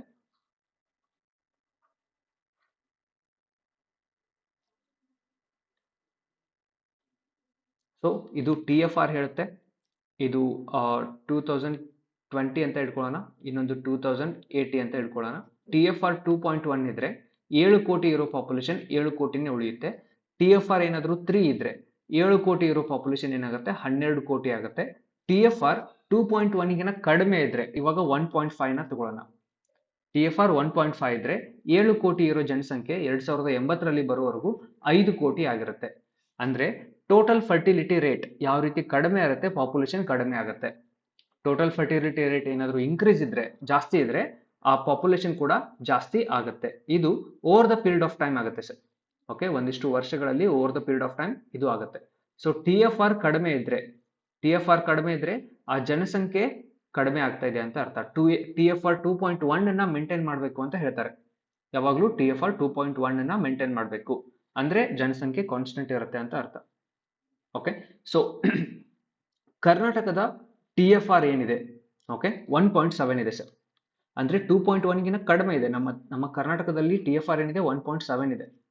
So over the period of time ಏನಾಗುತ್ತೆ, ಕರ್ನಾಟಕದಲ್ಲಿ ಪಾಪ್ಯುಲೇಷನ್ ಡಿಕ್ಲೈನ್ ಆಗ್ತಾ ಇದೆ. ಇವಾಗ ನಮ್ಮ ತಂದೆಯವರ ಏನು ಜನರೇಷನ್ ಏನಿದೆ, ಓಕೆ, ಆ ಜನರೇಷನ್ ಅಲ್ಲಿ ಯೂಶುವಲಿ ಒಂದು ದಂಪತಿಗೆ 5ರಿಂದ 6 ಮಕ್ಕಳು ಇರ್ತಾ ಇದ್ರು ಸರ್. ನಮ್ಮ ತಂದೆಯವರು 5-6 ಮಕ್ಕಳು ಇದ್ದಾರೆ. ನಮ್ಮ ತಂದೆಯವರು ಅಣ್ಣ ತಮ್ಮ ಏನಿದ್ದಾರೆ 5-6 ಜನ ಇದ್ದಾರೆ. ಅದೇ ಇವಾಗ ನಮ್ಮ ತಂದೆಯಿಂದ ಈಗ ನಮ್ಮ ನೆಕ್ಸ್ಟ್ ಜನರೇಷನ್ಗೆ, ಸೊ ಒಬ್ಬ ದಂಪತಿಗೆ 2 ಮಕ್ಕಳಾಗ್ತಾರೆ. ಸೊ ನಮ್ಮಿಂದ ನೆಕ್ಸ್ಟ್ ಮುಂದೆ future generation G1, G2, G3. So future generation ಅಲ್ಲಿ ನಮ್ಮ ನೆಕ್ಸ್ಟ್ ಜನರೇಷನ್ ಅಂದ್ರೆ ನಮ್ಮ ಮಕ್ಕಳು ನಾವು ಏನ್ ಚೂಸ್ ಮಾಡ್ತೀವಿ, ಕೇವಲ ಒಬ್ಬರಂತ ನಾವು ಚೂಸ್ ಮಾಡಬಹುದು. ಆ ರೀತಿ ಆಗಬಹುದು. ಸೊ ಪಾಪ್ಯುಲೇಷನ್ ಡಿಕ್ಲೈನ್ ಆಗ್ತಾ ಇದೆ. 2.1 ಇರೋದು 1.7 ಡಿಕ್ಲೈನ್ ಆಗ್ತಾ ಇದೆ. ಅದೇ ನೀವು ಉತ್ತರ ಪ್ರದೇಶದ TFR ಅನ್ನ ನೋಡೋದಾದ್ರೆ ಇನ್ನೂ ಕೂಡ ಉತ್ತರ ಪ್ರದೇಶ ಆಗಿರ್ಬೋದು, ಬಿಹಾರ್ ಆಗಿರ್ಬೋದು, ಆ ರಾಜ್ಯದಲ್ಲಿ ಈ ಟೋಟಲ್ ಫರ್ಟಿಲಿಟಿ ರೇಷಿಯೋ ಏನಿದೆ ಇನ್ನೂ ಕೂಡ 2.1 ಕಿಂತ ಜಾಸ್ತಿ ಇದೆ ಸರ್. ಓಕೆ, ಉತ್ತರ ಪ್ರದೇಶ ಮತ್ತು ಬಿಹಾರದಲ್ಲಿ ಏನಾಗ್ತಾ ಇದೆ, UPದಲ್ಲಿ 2.4 ಇದೆ, UPದಲ್ಲಿ, ಬಿಹಾರದಲ್ಲಿ 3 ಇದೆ ಸರ್. ಅಂದ್ರೆ ನಮ್ಮ ದೇಶದಲ್ಲಿ ಪಾಪ್ಯುಲೇಷನ್ ಹೆಚ್ಚಿಗೆ ಆಗೋದಕ್ಕೆ ಬಹಳಷ್ಟು ಕಾಂಟ್ರಿಬ್ಯೂಷನ್ ಇವೆರಡು ರಾಜ್ಯಗಳು ಮಾಡ್ತಾ ಇದೆ ಅಂತ ಅರ್ಥ. ಸರ್, ಪಾಪ್ಯುಲೇಷನ್ ಹೆಚ್ಚಿಗೆ ಆದ್ರೆ ಏನ್ ತೊಂದರೆ ಆಗುತ್ತೆ? ಇರೋ ಸಂಪನ್ಮೂಲಗಳು ಲಿಮಿಟೆಡ್ ಇದೆ ಸರ್. ರಿಸೋರ್ಸಸ್ ಏನಿದೆ, ಲಿಮಿಟೆಡ್ ರಿಸೋರ್ಸಸ್ ಇದೆ. ಭೂಮಿ ಆಗಿರ್ಬೋದು, ನೀರು ಆಗಿರ್ಬೋದು, ಓಕೆ, ಸೊ ಅದೇ ರೀತಿ ಹಣ ಆಗಿರ್ಬೋದು, ಇವೆಲ್ಲವೂ ಲಿಮಿಟೆಡ್ ಸಂಪನ್ಮೂಲಗಳು. ಅದನ್ನ ಅನ್ಲಿಮಿಟೆಡ್ ಆಸೆಗಳು, ನಮ್ಮ ಆಸೆಗಳೇನಿದೆ ಅನ್ಲಿಮಿಟೆಡ್ ಇದೆ. ಸೊ ಲಿಮಿಟೆಡ್ ಮತ್ತೆ ಅನ್ಲಿಮಿಟೆಡ್ ನಡುವೆ ಮ್ಯಾಚ್ ಮಾಡಬೇಕಾದ್ರೆ ಯಾವಾಗಲೂ ಪಾಪ್ಯುಲೇಷನ್ ಅನ್ನು ನಾವು ಕಡಿಮೆ ಮಾಡ್ತಾ ಹೋಗಬೇಕು. ಪಾಪ್ಯುಲೇಷನ್ ಯಾವ ರೀತಿ ಜನಸಂಖ್ಯೆ ಜಾಸ್ತಿ ಆಗುತ್ತೆ, ಆ ರೀತಿ ಆಹಾರಕ್ಕೆ ಡಿಮ್ಯಾಂಡ್ ಜಾಸ್ತಿ ಆಗುತ್ತೆ, ಭೂಮಿಗೆ ಡಿಮ್ಯಾಂಡ್ ಜಾಸ್ತಿ ಆಗುತ್ತೆ. ಸೊ ಬಡ ಜನರು ಜಾಸ್ತಿ ಆಗ್ತಾರೆ. ಇದು ಒಂದು ಸೊಸೈಟಿಗೆ ನೆಗೆಟಿವ್ ಆಗಿ ಇಂಪ್ಯಾಕ್ಟ್ ಮಾಡುತ್ತೆ. ಓಕೆ, ಪೊಲ್ಯೂಷನ್ ಜಾಸ್ತಿ ಆಗುತ್ತೆ. ಸೊ ಇದರಿಂದ ಪಾಪ್ಯುಲೇಷನ್ ಅನ್ನ ಕಂಟ್ರೋಲ್ ಮಾಡ್ಬೇಕು ಸರ್. ಸೊ ಇವಾಗ ನೀವು ಈ ಕರಣ್ ಅನ್ನ ಕಂಪೇರ್ ಮಾಡಿದ್ರೆ ಆ ಕರೆಂಟ್ ಪೊಸಿಷನ್ ಅಲ್ಲಿ ಕರ್ನಾಟಕ ಇದೆ, ಕರಣ್ ಪೊಸಿಷನ್ ಅಲ್ಲಿ ಕರ್ನಾಟಕ ಇದೆ, ಉಪೇಂದ್ರನ ಪೊಸಿಷನ್ ಅಲ್ಲಿ UP ಇದೆ ಸರ್. ಪಾಪ್ಯುಲೇಷನ್ ಜಾಸ್ತಿ ಆಗ್ತಾ ಇದೆ, GDP ಕಡಿಮೆ ಇದೆ, ತಲಾ ಆದಾಯ ಕಡಿಮೆ ಇದೆ. ಓಕೆ, ಇವನ್ TFR ಕೂಡ ಹೆಚ್ಚಿಗೆ ಇದೆ. ಹೆಚ್ಚಿಗೆ ಇದ್ದಷ್ಟು ಡೇಂಜರ್ ಅಂತ ಹೇಳ್ಬೋದು. TFR ಕೂಡ ಡೇಂಜರ್ ಇದೆ. ಇಷ್ಟೆಲ್ಲ ಇದ್ರೂ ಕೂಡ, ಓಕೆ, ಇಷ್ಟೆಲ್ಲ ಇದ್ರೂ ಕೂಡ ಇವಾಗ ಏನಾಗ್ತಾ ಇದೆ, ಇದನ್ನ ನೋಟ್ ಮಾಡ್ಕೊಳ್ಳಿ. ಉತ್ತರ ಪ್ರದೇಶದ್ದು TFR 2.4 ಇದ್ರೆ ಬಿಹಾರದ್ದು TFR ಏನಿದೆ 3 ಇದೆ. ಇಷ್ಟೆಲ್ಲ ಇದ್ರೂ ಕೂಡ ಈ ದಂಪತಿ ಅಂತ ಏನ್ ಹೇಳಿದೆ, ಈ ದಂಪತಿಯನ್ನ ನಾವು ಗವರ್ಮೆಂಟ್ ಆಫ್ ಇಂಡಿಯಾ ಅಂತ ಕನ್ಸಿಡರ್ ಮಾಡೋಣ. ಸೊ ಗವರ್ಮೆಂಟ್ ಆಫ್ ಇಂಡಿಯಾಗೆ ಆದಾಯ ಬರ್ತಾರೆ, ಬಂದಿರೋ ಆದಾಯನ ಕರ್ನಾಟಕ ಮತ್ತು ಉತ್ತರ ಪ್ರದೇಶ ನಡುವೆ ಹಂಚಿಕೆ ಮಾಡಬೇಕು. ಸೊ ಈ ಹಂಚಿಕೆ ಮಾಡೋದ್ರಲ್ಲಿ ಇವಾಗ ಏನು ತಾರತಮ್ಯ ಆಗ್ತಾ ಇದೆ, ಈ ತಾರತಮ್ಯದ ಅಪೋಸಿಟ್ ಆಗಿ CM ಆಫ್ ಕರ್ನಾಟಕ ಮಾತಾಡ್ತಿದ್ದಾರೆ. ಓಕೆ, ಯಾವ ರೀತಿ ಕರಣ್ ಇಷ್ಟೆಲ್ಲ ಪಾಸಿಟಿವ್ ಇದ್ರೂ ಕೂಡ ಅವನಿಗೆ 20 ರೂಪಾಯಿ ಖರ್ಚು ಮಾಡ್ತಾ ಇದ್ರು, ಅದೇ ರೀತಿ ಕರ್ನಾಟಕದಲ್ಲಿ ಇಷ್ಟೆಲ್ಲ ಪಾಸಿಟಿವ್ ಇದ್ರೂ ಕೂಡ ಕರ್ನಾಟಕಕ್ಕೆ 100 ರೂಪಾಯಿ ಆದಾಯ ಕೊಟ್ರೆ ವಾಪಸ್ ಸಿಗ್ತಾ ಇರೋದು 15 ರೂಪಾಯಿ. ಓಕೆ, ಅಥವಾ 15 ಪೈಸೆ, ಅಂದ್ರೆ 1 ರೂಪಾಯಿ ಕೊಟ್ರೆ 15 ಪೈಸೆ ಅಂತ ಇಟ್ಕೊಳ್ಳಿ, 15 ಪೈಸೆ ನಮ್ಗೆ ವಾಪಸ್ ಸಿಗ್ತಾ ಇದೆ. ಅದೇ ಉತ್ತರ ಪ್ರದೇಶ 1 ರೂಪಾಯಿನ ಸರ್ಕಾರಕ್ಕೆ ಕೊಟ್ರೆ ಆ ಉತ್ತರ ಪ್ರದೇಶಕ್ಕೆ 2 ರೂಪಾಯಿ 73 ಪೈಸೆ ಸಿಗ್ತಾ ಇದೆ. ಸೊ ಕರಣ್ಗೆ ಯಾವ ರೀತಿ ಮೋಸ ಆಗ್ತಿತ್ತು, ಅದೇ ರೀತಿ ಕರ್ನಾಟಕಕ್ಕೆ ಇವಾಗ ಮೋಸ ಆಗ್ತಾ ಇದೆ. ಈ ಮೋಸ ಯಾವ ರೀತಿ ಆಗ್ತಾ ಇದೆ, ಯಾವ ಕಾರಣಕ್ಕೆ ಆಗ್ತಾ ಇದೆ, ಇದನ್ನ ತೋರ್ಸೋದಕ್ಕೆ ಇವಾಗ ನೆಕ್ಸ್ಟ್ ನಾವೇನ್ ಮಾಡ್ಬೇಕು, ಈ ಫೈನಾನ್ಸ್ ಕಮಿಷನ್ ಬಗ್ಗೆ ಸ್ವಲ್ಪ ಅರ್ಥ ಮಾಡ್ಕೊಳ್ಬೇಕಾಗತ್ತೆ. ಫೈನಾನ್ಸ್ ಕಮಿಷನ್ ಬಗ್ಗೆ ಸ್ವಲ್ಪ ಅರ್ಥ ಮಾಡ್ಕೊಳ್ಬೇಕು. ಓಕೆ, ಐ ಹೋಪ್ ಇದು ನಿಮ್ಗೆ ಅರ್ಥ ಆಗ್ತಿದೆ ಅನ್ಕೋತೀನಿ. ಓಕೆ, ಸೊ ಇವಾಗ ಈ ರೀತಿ ಆಗೋದ್ರಿಂದ ಇಲ್ಲಿ ಇಶ್ಯೂಸ್ ಅನ್ನ ಯಾವ ರೀತಿ ಮಾತಾಡಿದ್ವಿ, ಆ ಇಶ್ಯೂಸ್ ಏನೇನಾಗುತ್ತೆ. ಓಕೆ, ಇವಾಗ ಕರ್ನಾಟಕ ಇಷ್ಟೆಲ್ಲ ಪಾಸಿಟಿವ್ ಆಗಿ ವರ್ಕ್ ಆಗ್ತಾ ಇದೆ. ಕರ್ನಾಟಕದಲ್ಲಿ ಹೈಯೆಸ್ಟ್ FDI ಬರ್ತಾ ಇದೆ. ಓಕೆ, ನಮ್ಮ ದೇಶದಲ್ಲಿ FDI ನ ನೀವು ನೋಡೋದಾದ್ರೆ ಕರ್ನಾಟಕಕ್ಕೆ ಹೈಯೆಸ್ಟ್ FDI ಬರ್ತಾ ಇತ್ತು. ಕರ್ನಾಟಕ ಎಜುಕೇಶನ್ ಇನ್ಸ್ಟಿಟ್ಯೂಷನ್ಸ್ ಬಹಳಷ್ಟಿದೆ. ಕರ್ನಾಟಕದಲ್ಲಿ software capital of India Bengaluru ಇದೆ. ಓಕೆ, ಬಹಳಷ್ಟು ಆದಾಯ ಬರ್ತಾ ಇದೆ. ಇಷ್ಟೆಲ್ಲ ಇದ್ರೂ ಕೂಡ ನಮಗೆ ಬರ್ತಾ ಇರೋ ಪಾಲು ಕಡಿಮೆ ಸಿಗ್ತಾ ಇದೆ. ಇದರಿಂದ ಇಶ್ಯೂಸ್ ಏನಾಗುತ್ತೆ, ನ್ಯಾಷನಲ್ ಇಂಟಿಗ್ರಿಟಿಗೆ ಇದು ಪೆಟ್ಟನ್ನ ಕೊಡುತ್ತೆ ಸರ್. ನ್ಯಾಷನಲ್ ಇಂಟಿಗ್ರಿಟಿಗೆ ಪೆಟ್ಟನ್ನ ಕೊಡುತ್ತೆ. ಓಕೆ, ಯುನಿಟಿ ಇನ್ ಡೈವರ್ಸಿಟಿ ಅಂತ ಹೇಳ್ತೀವಿ, ಅದಕ್ಕೆ ಪೆಟ್ಟನ್ನ ಕೊಡುತ್ತೆ. ಫೈನಾನ್ಷಿಯಲ್ ಅಥವಾ ಫಿಸ್ಕಲ್ ಫೆಡರಲಿಸಮ್ ಅಂತ ಹೇಳ್ತೀವಿ. ಫಿಸ್ಕಲ್ ಫೆಡರಲಿಸಮ್ಗೆ ಇದು ತೊಂದರೆನ ಮಾಡುತ್ತೆ. ಫೈನಾನ್ಷಿಯಲ್ ಅಟೋನಮಿ ಅಥವಾ ಫೈನಾನ್ಷಿಯಲ್ ಇಂಡಿಪೆಂಡೆನ್ಸ್ಗೆ ಇದು ಹ್ಯಾಂಪರ್ ಮಾಡುತ್ತೆ. ಸೊ ಇದನ್ನ ಸ್ವಲ್ಪ ಡೀಟೇಲ್ ಆಗಿ ನೋಡೋಣ, ಯಾವ ರೀತಿ ಆಗುತ್ತೆ, ಯಾವ ರೀತಿ ದುಡ್ಡನ್ನ ಅಲೋಕೇಟ್ ಮಾಡ್ತಾರೆ. ಐ ಹೋಪ್ ಈ ಎಕ್ಸಾಂಪಲ್ ನಿಮಗೆ ಅರ್ಥ ಆಗಿರ್ಬೋದು. ಓಕೆ, ಸೊ ಹಣಕಾಸು ಆಯೋಗ ಏನೇನ್ ಮಾಡುತ್ತೆ? ಕೇಂದ್ರ ಮತ್ತು ರಾಜ್ಯ ಸರ್ಕಾರಗಳ ನಡುವೆ ಕೆಲವು ಆದಾಯ ಸಂಪನ್ಮೂಲಗಳ ಹಂಚಿಕೆ ಉದ್ದೇಶಕ್ಕಾಗಿ ಸಾಂವಿಧಾನಿಕ ಸಂಸ್ಥೆಯಾಗಿದೆ. ಇದು ಕಾನ್ಸ್ಟಿಟ್ಯೂಷನ್ ಅಲ್ಲಿ ಮೆನ್ಷನ್ ಆಗಿದೆ, ಆರ್ಟಿಕಲ್ 280 ದಲ್ಲಿ. ಓಕೆ, ಆರ್ಟಿಕಲ್ 280 ದಲ್ಲಿ ಹಣಕಾಸು ಆಯೋಗ ಬರುತ್ತೆ. ಇದರಿಂದ ಸಾಂವಿಧಾನಿಕ ಸಂಸ್ಥೆ ಅಂತ ಹೇಳ್ತೀವಿ. ಈ ಸಂಸ್ಥೆಯ ಕೆಲಸ ಏನು? ಕೇಂದ್ರ ಮತ್ತು ರಾಜ್ಯ ಸರ್ಕಾರಗಳ ನಡುವೆ ಆದಾಯವನ್ನ ಹಂಚಿಕೆ ಮಾಡಬೇಕು. ಈ ಸಂಸ್ಥೆಯ ಏನು ಉದ್ದೇಶ ಅಂತ ಹೇಳ್ಬೋದು. ಸೊ ಭಾರತೀಯ ಸಂವಿಧಾನದ ಪ್ರಾರಂಭದ 2 ವರ್ಷಗಳ ನಂತರ ಮತ್ತು ನಂತರ ಪ್ರತಿ 5 ವರ್ಷಗಳಿಗೊಮ್ಮೆ ರಾಷ್ಟ್ರಪತಿಗಳು ಭಾರತದ ಹಣಕಾಸು ಆಯೋಗವನ್ನು ರಚಿಸುತ್ತಾರೆ. ಸೊ ಇದನ್ನ ಯಾರು ರಚಿಸುತ್ತಾರೆ ಅಂದ್ರೆ ಪ್ರೆಸಿಡೆಂಟ್ ಆಫ್ ಇಂಡಿಯಾದವರು ಎವ್ರಿ 5 ಇಯರ್ಗೆ ಇದನ್ನ ರಚನೆ ಮಾಡ್ತಾರೆ. ಸೊ ಇದೇನ್ ಮಾಡುತ್ತೆ, ಪ್ರೆಸಿಡೆಂಟ್ ಆಫ್ ಇಂಡಿಯಾದವರು ಈ ಫೈನಾನ್ಸ್ ಕಮಿಷನ್ ಅನ್ನ ಎಸ್ಟಾಬ್ಲಿಷ್ ಮಾಡಿ ಅದಕ್ಕೆ ಒಂದಿಷ್ಟು ಟರ್ಮ್ಸ್ ಆಫ್ ರೆಫರೆನ್ಸ್ ಅಂತ ಕೊಡ್ತಾರೆ, TOR. ಒಂದಿಷ್ಟು ಸೂಚನೆಗಳನ್ನ ಕೊಡ್ತಾರೆ. ಈ ರೀತಿ ಯಾವ ರೀತಿ ನೀವು ಕೆಲಸ ಮಾಡ್ತೀರಾ ಅನ್ನೋದಕ್ಕೆ ಸೂಚನೆ ಕೊಡಿ ಅಂತ.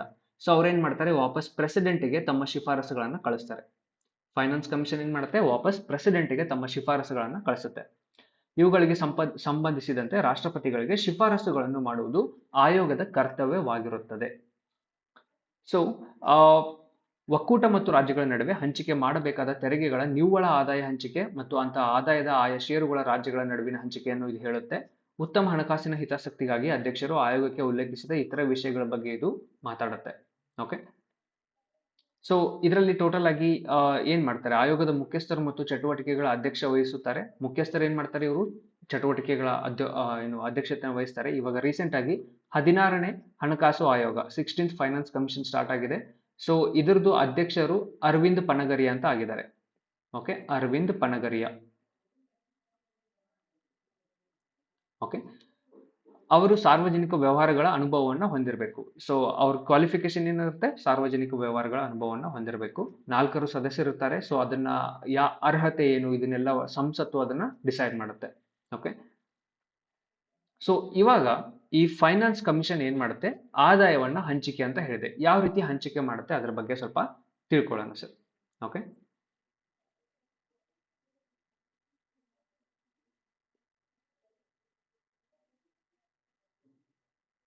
Okay fine. ಸೊ ಸರ್ಕಾರಕ್ಕೆ ಆದಾಯ ಬೇರೆ ಬೇರೆ ಮೂಲಗಳಿಂದ ಆದಾಯ ಬರ್ತಾ ಇರುತ್ತೆ. ಓಕೆ, 1 ಸೆಕೆಂಡ್ ಸರ್, ಒಂದು ಸ್ಲೈಡ್ ಅನ್ನು ಆಡ್ ಮಾಡ್ತೀನಿ.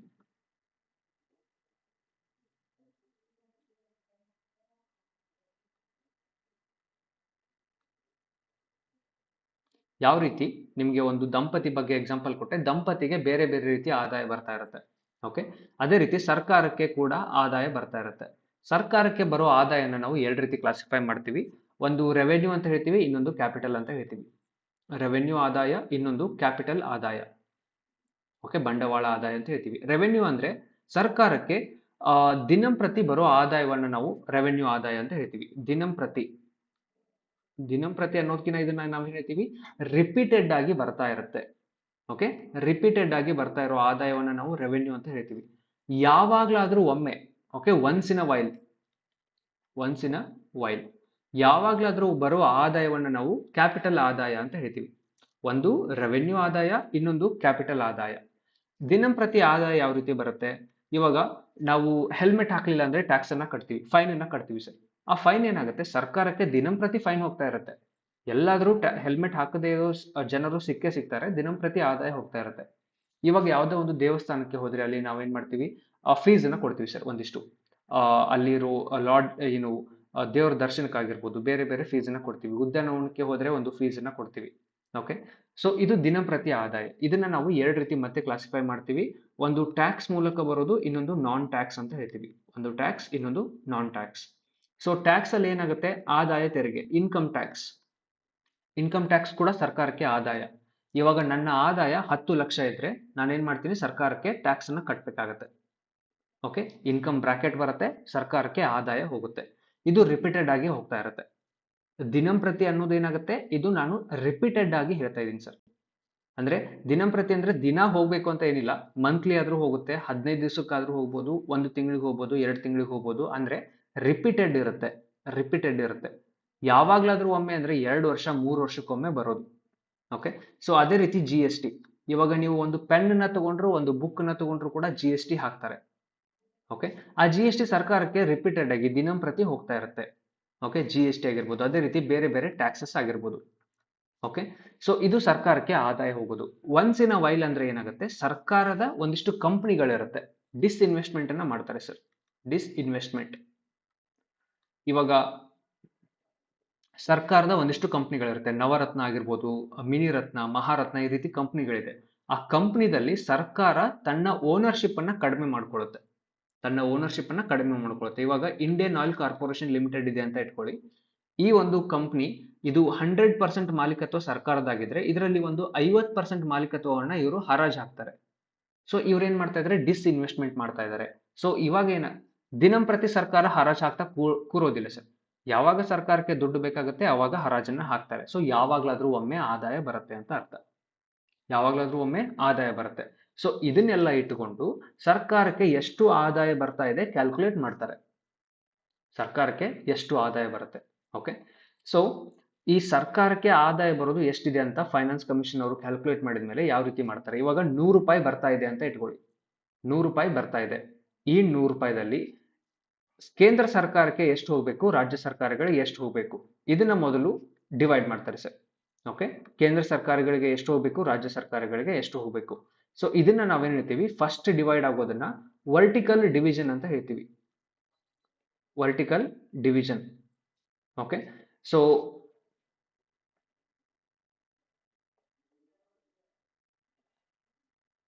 ಕನ್ನಡದಲ್ಲಿ ಹೇಳೋದಾದ್ರೆ,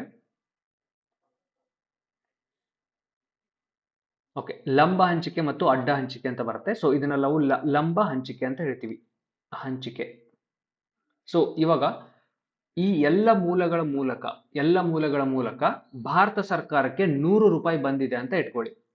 ಒಂದು ಉದಾಹರಣೆ, ಸಣ್ಣದಾಗಿ ಒಂದು ಉದಾಹರಣೆ ತಗೋತಾ ಇದ್ದೀನಿ. ಈ ರೀತಿ ಎಲ್ಲ ಮೂಲಕ ಸರ್ಕಾರಕ್ಕೆ 100 ರೂಪಾಯಿ ಬಂದಿದೆ. ಸೊ ಇದರಲ್ಲಿ ಕೇಂದ್ರ ಸರ್ಕಾರಕ್ಕೆ ಎಷ್ಟು, ರಾಜ್ಯ ಸರ್ಕಾರಗಳಿಗೆ ಎಷ್ಟು, ಇದನ್ನ ಫಸ್ಟ್ ಡಿವೈಡ್ ಮಾಡೋದನ್ನ ನಾವು ವರ್ಟಿಕಲ್ ಡಿವಿಷನ್ ಅಂತ ಹೇಳ್ತೀವಿ.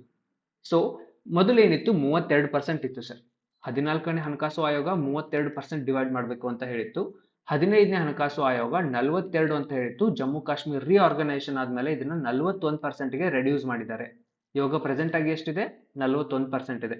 ಅಂದ್ರೆ 100 ರೂಪಾಯಿದಲ್ಲಿ 41 ರೂಪಾಯಿ ರಾಜ್ಯಗಳಿಗೆ ಹೋಗುತ್ತೆ. ರಾಜ್ಯಗಳಿಗೆ 41 ರೂಪಾಯಿ ಹೋಗುತ್ತೆ. ಉಳಿದಿರೋ 59 ರೂಪಾಯಿ ಇದು ಕೇಂದ್ರ ಸರ್ಕಾರದ ಪಾಲು. ಇದು ಕೇಂದ್ರ ಸರ್ಕಾರದ ಪಾಲು. ಓಕೆ. ಸೊ 59 ರೂಪಾಯಿ ಕೇಂದ್ರಕ್ಕೆ ಹೋದ್ರೆ 41 ರೂಪಾಯಿ ರಾಜ್ಯಗಳಿಗೆ ಬರುತ್ತೆ. ಸೊ ಈ 41 ರೂಪಾಯಿ ಏನಿದೆ, ಇದನ್ನ ಮತ್ತೆ ಬೇರೆ ಬೇರೆ ರಾಜ್ಯಗಳ ನಡುವೆ ಹಂಚಿಕೆ ಮಾಡ್ತೀವಿ. ಓಕೆ, ಬೇರೆ ಬೇರೆ ರಾಜ್ಯಗಳ ನಡುವೆ, ಎಲ್ಲ ರಾಜ್ಯಗಳ ನಡುವೆ ಇದನ್ನ ಹಂಚಿಕೆ ಮಾಡ್ತೀವಿ. ಇದನ್ನ ನಾವು ಹಾರಿಜಾಂಟಲ್ ಡಿವಿಷನ್ ಅಂತ ಹೇಳ್ತೀವಿ. Horizontal division. ಅಡ್ಡ ಹಂಚಿಕೆ ಅಂತ ಹೇಳ್ತೀವಿ. ಅಡ್ಡ ಹಂಚಿಕೆ. ಸೊ ಮೊದಲು 100 ರೂಪಾಯಿದಲ್ಲಿ 41 ರೂಪಾಯಿ ಎಲ್ಲ ರಾಜ್ಯಗಳಿಗೆ, 59 ರೂಪಾಯಿ ಕೇಂದ್ರ ಸರ್ಕಾರಕ್ಕೆ ಹೋಗುತ್ತೆ. ಈ 41 ರೂಪಾಯಿನ ಮತ್ತೆ ಬೇರೆ ಬೇರೆ ರಾಜ್ಯಗಳಿಗೆ ಹಂಚಿಕೆ ಮಾಡ್ತೀವಿ ಸರ್. ಸೊ ಈ ಹಂಚಿಕೆ ಮಾಡಬೇಕಾದ್ರೆ ಇಲ್ಲಿ ತೊಂದರೆ ಕ್ರಿಯೇಟ್ ಆಗ್ತಾ ಇದೆ. ಸೊ ಇಲ್ಲಿ ಏನಾಗ್ತಾ ಇದೆ, ಒಂದಿಷ್ಟು ರಾಜ್ಯಗಳಿಗೆ ಬಹಳಷ್ಟು ದುಡ್ಡು ಹೋಗ್ತಾ ಇದೆ, ಒಂದಿಷ್ಟು ರಾಜ್ಯಗಳಿಗೆ ಕಡಿಮೆ ದುಡ್ಡು ಹೋಗ್ತಾ ಇದೆ. ಸೊ ಈ 41 ರೂಪಾಯಿನ ಇವಾಗ 100% ಅಂತ ಕನ್ಸಿಡರ್ ಮಾಡಿ. 100% ಅಂತ ಕನ್ಸಿಡರ್ ಮಾಡಿ. ಓಕೆ. ಈ 100% ಅನ್ನು ಯಾವ ರೀತಿ ಡಿವೈಡ್ ಮಾಡ್ತಾರೆ ನೆಕ್ಸ್ಟ್ ನೋಡೋಣ. ಸೊ ಇವಾಗ ಏನಾಗ್ತಾ ಇದೆ, ಇದರಲ್ಲಿ ಉತ್ತರ ಪ್ರದೇಶಕ್ಕೆ ಬಹಳಷ್ಟು ದುಡ್ಡು ಹೋಗ್ತಾ ಇದೆ, ಯುಪಿಗೆ ಬಹಳಷ್ಟು ದುಡ್ಡು ಹೋಗ್ತಾ ಇದೆ, ಬಿಹಾರಕ್ಕೆ ದುಡ್ಡು ಹೋಗ್ತಾ ಇದೆ, ಕರ್ನಾಟಕಕ್ಕೆ ಕಡಿಮೆ ದುಡ್ಡು ಬರ್ತಾ ಇದೆ. ಯಾವ ಕಾರಣ, ಈ 41 ರೂಪಾಯಿದಲ್ಲಿ ಯಾವ ಪ್ಯಾರಾಮೀಟರ್ಸ್ ನ ಇಟ್ಟು ಡಿವೈಡ್ ಮಾಡ್ತಾ ಇದ್ದಾರೆ ಅದ್ರ ಮೇಲೆ ಡಿಪೆಂಡ್ ಆಗ್ತಾ ಇದೆ. ಸೊ ಆ ಪ್ಯಾರಾಮೀಟರ್ ಬಗ್ಗೆ ಸ್ವಲ್ಪ ತಿಳ್ಕೊಳ್ಳೋಣ.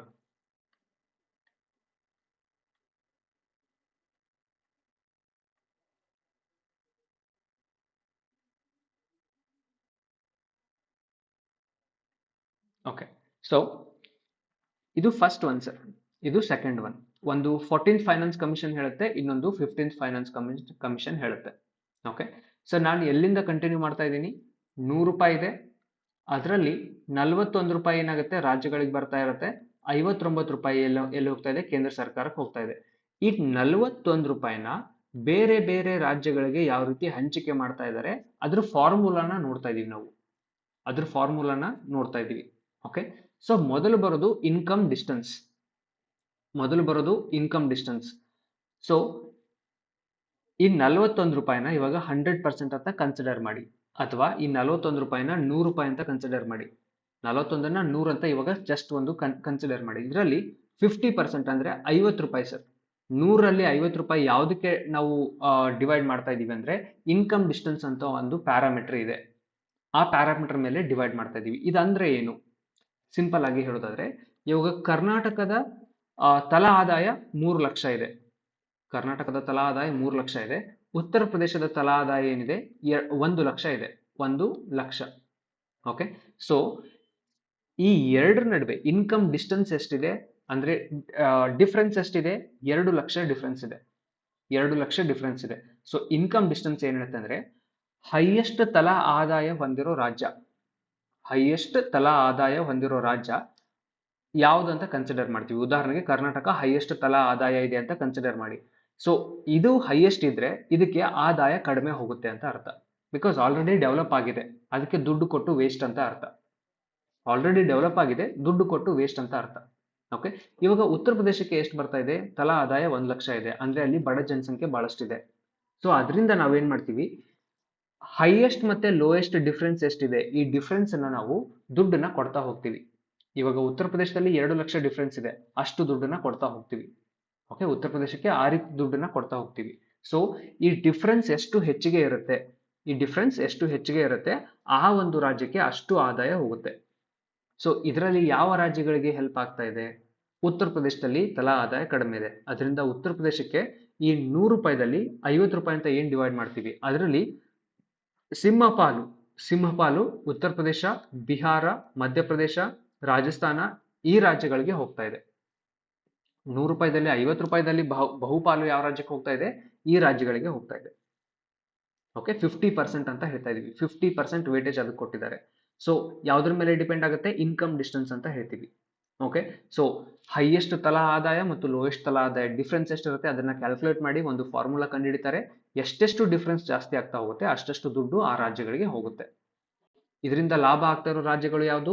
ಹೈಯೆಸ್ಟ್ ಪಾಪ್ಯುಲೇಷನ್ ಇರೋ ರಾಜ್ಯಗಳಿಗೆ ಲಾಭ ಆಗ್ತಾ ಇದೆ. ಓಕೆ, ಇದು ಮೊದಲನೇ ಪಾಯಿಂಟ್. ಐ ಹೋಪ್ ನಿಮಗೆ ಕ್ಲಿಯರ್ ಆಗಿರ್ಬೋದು.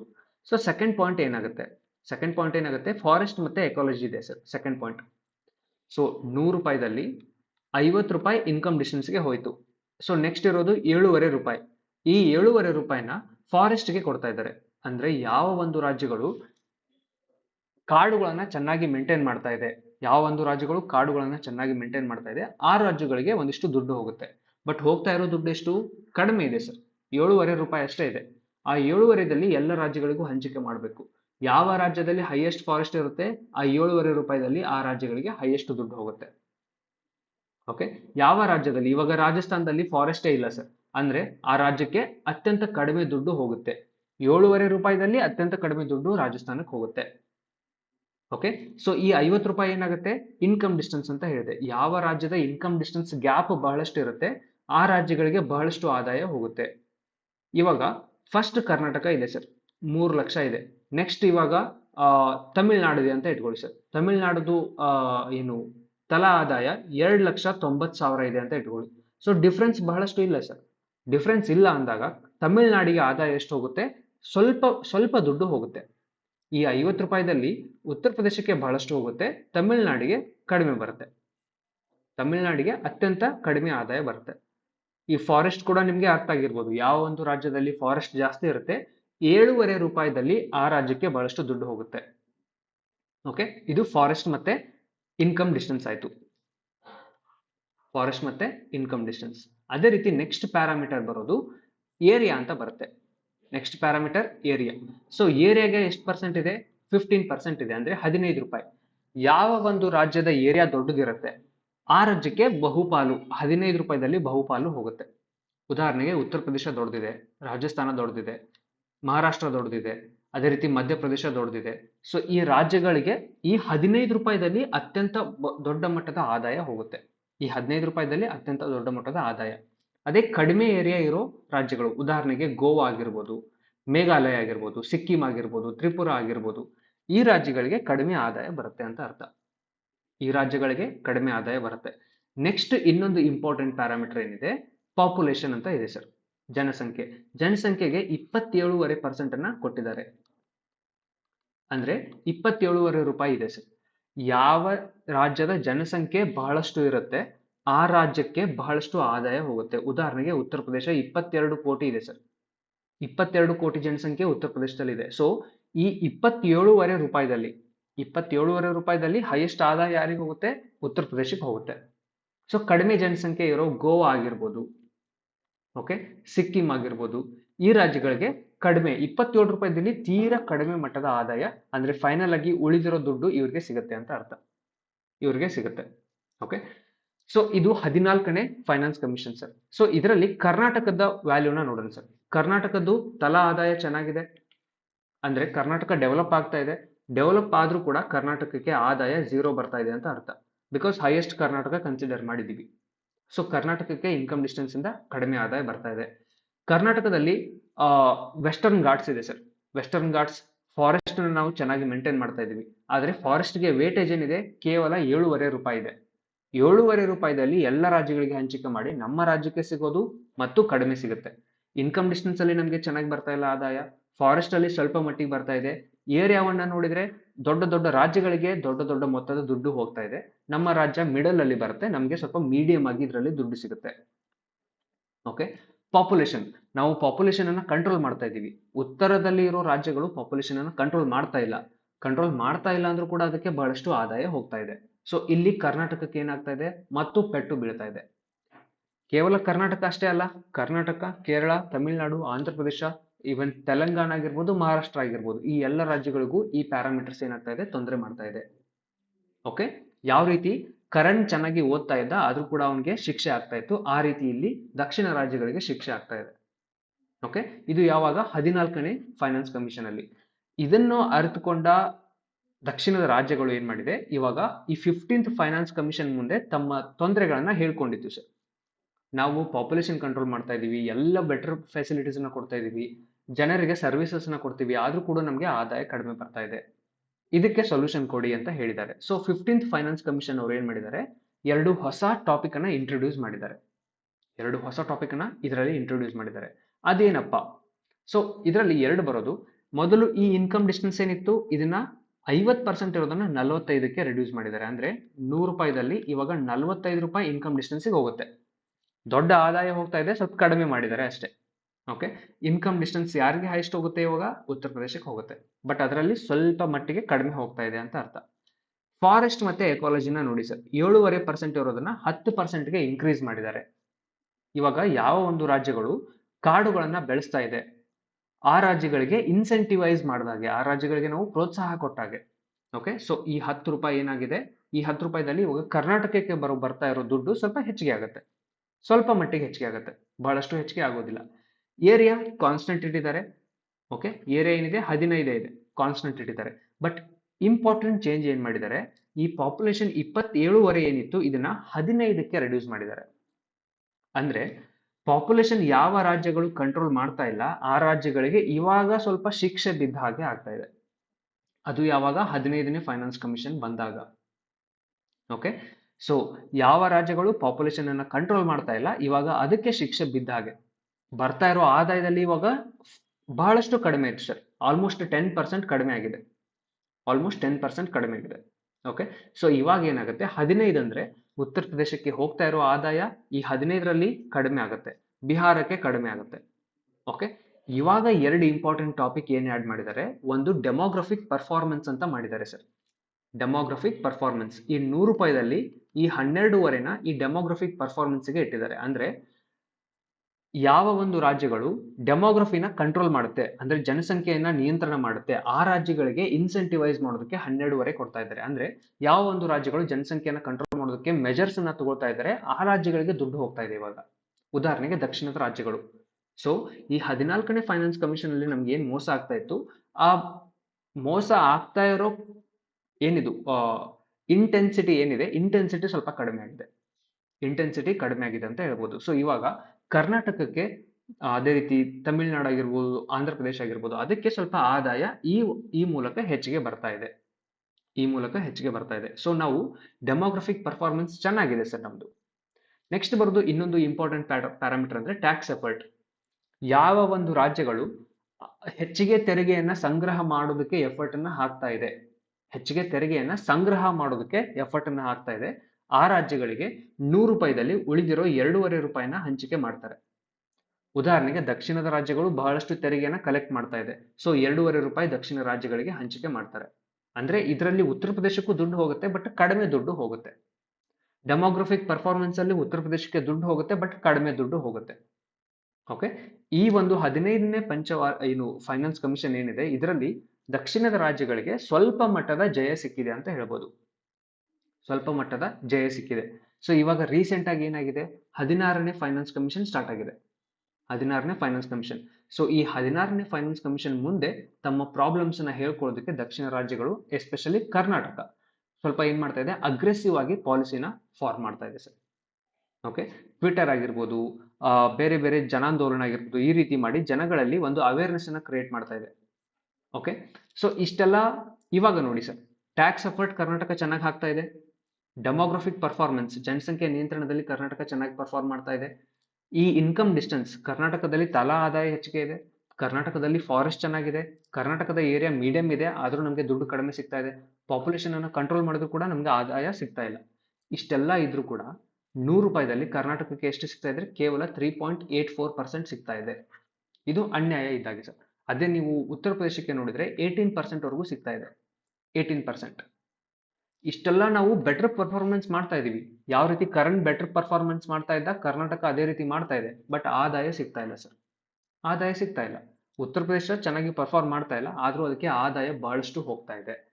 ಈ ಒಂದು ತಾರತಮ್ಯದ ವಿರುದ್ಧ ಸಿಎಂ ಆಫ್ ಕರ್ನಾಟಕ ಏನ್ ಮಾಡ್ತಾ ಇದ್ದಾರೆ, ರೈಸ್ ಮಾಡ್ತಾ ಇದ್ದಾರೆ ವಾಯ್ಸ್ ಅನ್ನ. ಓಕೆ, ಐ ಹೋಪ್ ನಿಮ್ಗೆ ಇವಾಗ ಕ್ಲಿಯರ್ ಆಗಿರ್ಬೋದು ಅನ್ಕೊಳ್ತೀನಿ. ಓಕೆ, ಸೊ ಇದರಿಂದ ಇಶ್ಯೂಸ್ ಏನ್ ಕ್ರಿಯೇಟ್ ಆಗುತ್ತೆ, ಸ್ವಲ್ಪ ಬೇಗ ಇಶ್ಯೂಸ್ ಬಗ್ಗೆ ನೋಡೋಣ. ಸೊ ಮೊದಲು ಲಂಬ ವಿಕಸನ ನಿಮ್ಗೆ ಹೇಳಿದೆ, ವರ್ಟಿಕಲ್ ಡಿವಿಷನ್. ಓಕೆ, ನೆಕ್ಸ್ಟ್ ಬರೋದು ಅಡ್ಡ ಹಂಚಿಕೆ, ಹಾರಿಜಾಂಟಲ್ ಡಿವಿಷನ್ ಅಂತ ಹೇಳ್ತೀವಿ. ನೆಕ್ಸ್ಟ್ ಸಹಾಯಧನ, ನೆರವು ಅಥವಾ ಏನ್ ಹೇಳ್ತೀವಿ, ಸಹಾಯಧನ ಕೊಡೋದು ಸರ್. ಅಂದ್ರೆ ಒನ್ ವೇ ಟ್ರಾನ್ಸ್ಫರ್ ಅಂತ ಹೇಳ್ತೀವಿ.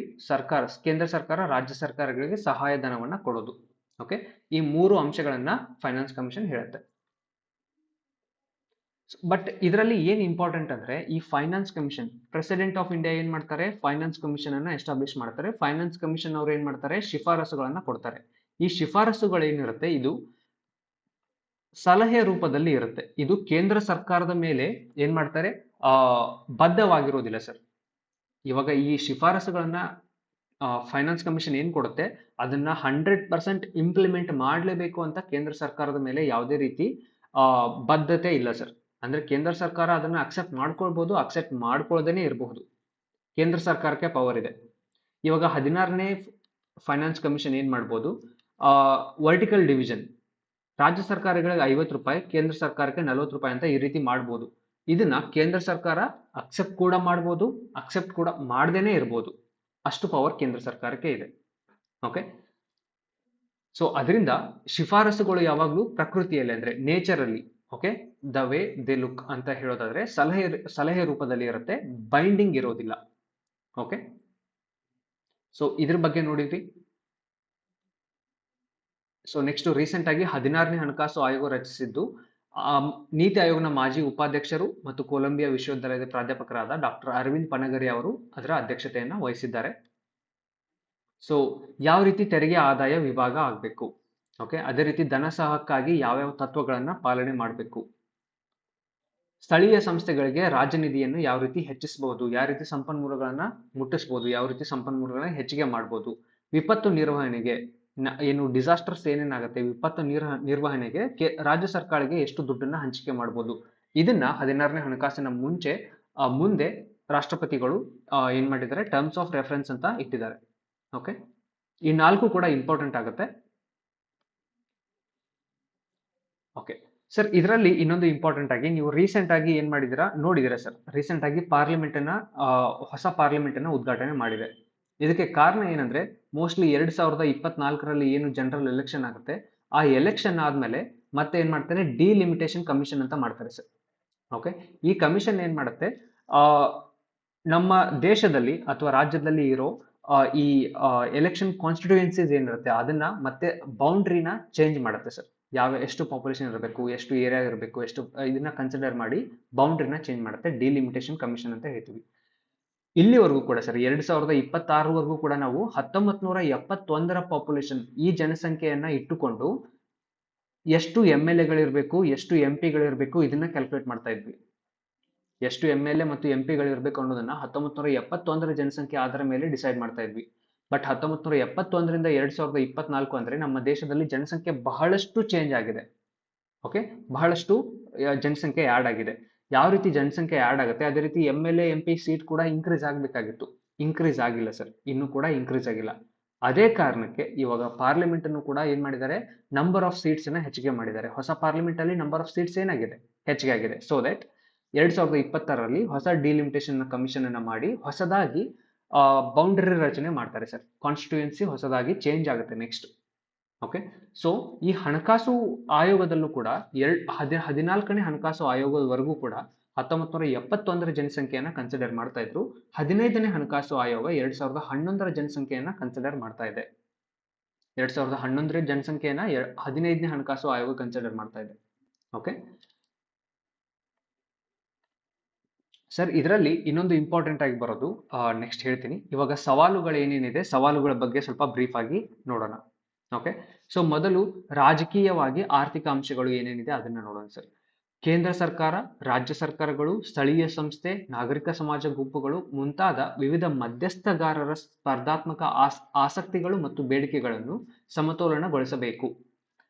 ಫೈನಾನ್ಸ್ ಕಮಿಷನ್ ಏನಿರುತ್ತೆ, ಬೇರೆ ಬೇರೆ ಪ್ಲೇಯರ್ಸ್ ಇರ್ತಾರೆ ಸರ್. ಇವಾಗ ಕೇಂದ್ರ ಸರ್ಕಾರ, ರಾಜ್ಯ ಸರ್ಕಾರ, ಈ ಪಂಚಾಯತ್ ಆಗಿರ್ಬೋದು, ನಾಗರಿಕ ಸಮಾಜ ಆಗಿರ್ಬೋದು, ಅವರೆಲ್ಲರೂ ಫೈನಾನ್ಸ್ ಕಮಿಷನ್ ಮುಂದೆ ಡಿಮ್ಯಾಂಡ್ ಇಡ್ತಾರೆ. ಆ ಎಲ್ಲ ಡಿಮ್ಯಾಂಡ್ ಅನ್ನ ಏನ್ ಮಾಡ್ಬೇಕಾಗತ್ತೆ, ಸಮತೋಲನಗೊಳಿಸಿ ಎಲ್ಲರಿಗೂ ಸಮಾನ ಪಾಲು ಬರೋ ಹಾಗೆ, ಆ ಒಂದು ಕೆಪಾಸಿಟಿಗೆ ತಕ್ಕ ಹಾಗೆ ದುಡ್ಡನ್ನ ಹಂಚಿಕೆ ಮಾಡ್ಬೇಕಾಗತ್ತೆ. ಇದು ಬಹಳಷ್ಟು ಕ್ಲಿಷ್ಟಕರವಾದ ಕೆಲಸ ಅಂತ ಹೇಳ್ಬೋದು. ಓಕೆ, ದೇಶ ಮತ್ತು ಜಗತ್ತಿನಲ್ಲಿ ಬದಲಾಗುತ್ತಿರುವ ರಾಜಕೀಯ ಮತ್ತು ಆರ್ಥಿಕ ಸನ್ನಿವೇಶಗಳನ್ನು ಅವರು ಗಣನೆಗೆ ತೆಗೆದುಕೊಳ್ಳಬೇಕಾಗತ್ತೆ. ಉದಾಹರಣೆಗೆ ಕೋವಿಡ್ ಆಗಿರ್ಬೋದು ಸರ್, COVID-19 ಆಗಿರ್ಬೋದು. ಸೊ COVID-19 ಬಂದಾಗ ಇಡೀ ವಿಶ್ವದಲ್ಲಿ ವಿಶ್ವದ ಆರ್ಥಿಕತೆ ಆಗಿರ್ಬೋದು ಅಥವಾ ವಿಶ್ವದಲ್ಲಿ ಬರೋ ಬೇರೆ ಬೇರೆ ದೇಶಗಳ ಆರ್ಥಿಕತೆ ಏನಾಗಿತ್ತು, ರಿಸೆಷನ್ ಅಂತ ಹೇಳ್ತೀವಿ. ರಿಸೆಷನ್ಗೆ ಹೋಗಿತ್ತು ಸರ್. ಓಕೆ, ಈ ಕೋವಿಡ್ ಬಂದಾಗ ಬೌನ್ಸ್ ಬ್ಯಾಕ್ ಆಗಿರೋ ದೇಶಗಳು ಅಂದ್ರೆ ಚೀನಾ ಮತ್ತೆ ಭಾರತ. ಬಿಕಾಸ್ ಇಲ್ಲಿ ಡಿಮ್ಯಾಂಡ್ ಇನ್ನೂ ಚೆನ್ನಾಗಿದೆ. ಬೇರೆ ದೇಶಗಳು ಕೂಡ ಇವಾಗ ರೀಸೆಂಟ್ ಆಗಿ ಮೊನ್ನೆ ತಾನೇ ಜಪಾನ್ ರಿಸೆಷನ್ಗೆ ಹೋಯ್ತು ಅಂತ ಹೇಳ್ತಾರೆ. ಓಕೆ, ಇದರಿಂದ ಏನಾಗುತ್ತೆ, ಇವಾಗ ಮೋಸ್ಟ್ಲಿ ಜರ್ಮನಿ 3rd ಪ್ಲೇಸ್ ಅಲ್ಲಿ ಬಂದಿದೆ ಸರ್. ಲಾರ್ಜೆಸ್ಟ್ GDP ದಲ್ಲಿ ಜರ್ಮನಿ 3rd ಪ್ಲೇಸ್ ಅಲ್ಲಿ ಇದೆ. ಜಪಾನ್ ಏನಾಗಿದೆ, 4th ಪ್ಲೇಸ್ಗೆ ಸ್ಲಿಪ್ ಆಗಿದೆ. ಓಕೆ, ಮೊದಲು ಜಪಾನ್ ಏನಿತ್ತು 3rd ಪೊಸಿಷನ್ ಅಲ್ಲಿ ಇತ್ತು. ಇವಾಗ ಏನಾಗಿದೆ, ಜರ್ಮನಿ 3rd ಪೊಸಿಷನ್ ಅಲ್ಲಿ ಬಂದಿದೆ ಸರ್. GDP ವೈಸ್ ಏನಾಗಿದೆ, Germany, US, China, Germany, next ಇವಾಗ ಜಪಾನ್ ಆಗಿದೆ. ಸೊ ಬಿಕಾಸ್ ಕಾರಣ ಏನಂದ್ರೆ ರಿಸೆಷನ್, ಆರ್ಥಿಕ ಹಿಂಜರಿತ ಅಂತ ಹೇಳ್ತೀವಿ. ಓಕೆ, ಈ ಎಲ್ಲ ಫ್ಯಾಕ್ಟರ್ಸ್ ಅನ್ನ ಕನ್ಸಿಡರ್ ಮಾಡಿಬಿಟ್ಟು ಫೈನಾನ್ಸ್ ಕಮಿಷನ್ ಅವರು ದುಡ್ಡನ್ನ ಹಂಚಿಕೆ ಮಾಡಬೇಕಾಗತ್ತೆ. ಓಕೆ, ಇವೆಲ್ಲವೂ ಫ್ಯಾಕ್ಟರ್ಸ್ ಏನಿರುತ್ತೆ, ಬಹಳಷ್ಟು ವಾಲಟೈಲ್ ಫ್ಯಾಕ್ಟರ್ಸ್ ಇರುತ್ತೆ, ಡೈನಾಮಿಕ್ ಫ್ಯಾಕ್ಟರ್ಸ್ ಇರುತ್ತೆ. ಓಕೆ, ಸೊ ಇದು ರಾಜಕೀಯವಾಗಿ ಇರ್ಬೋದು ಸರ್. ನೆಕ್ಸ್ಟ್ ಅನುಷ್ಠಾನದ ಸವಾಲುಗಳು.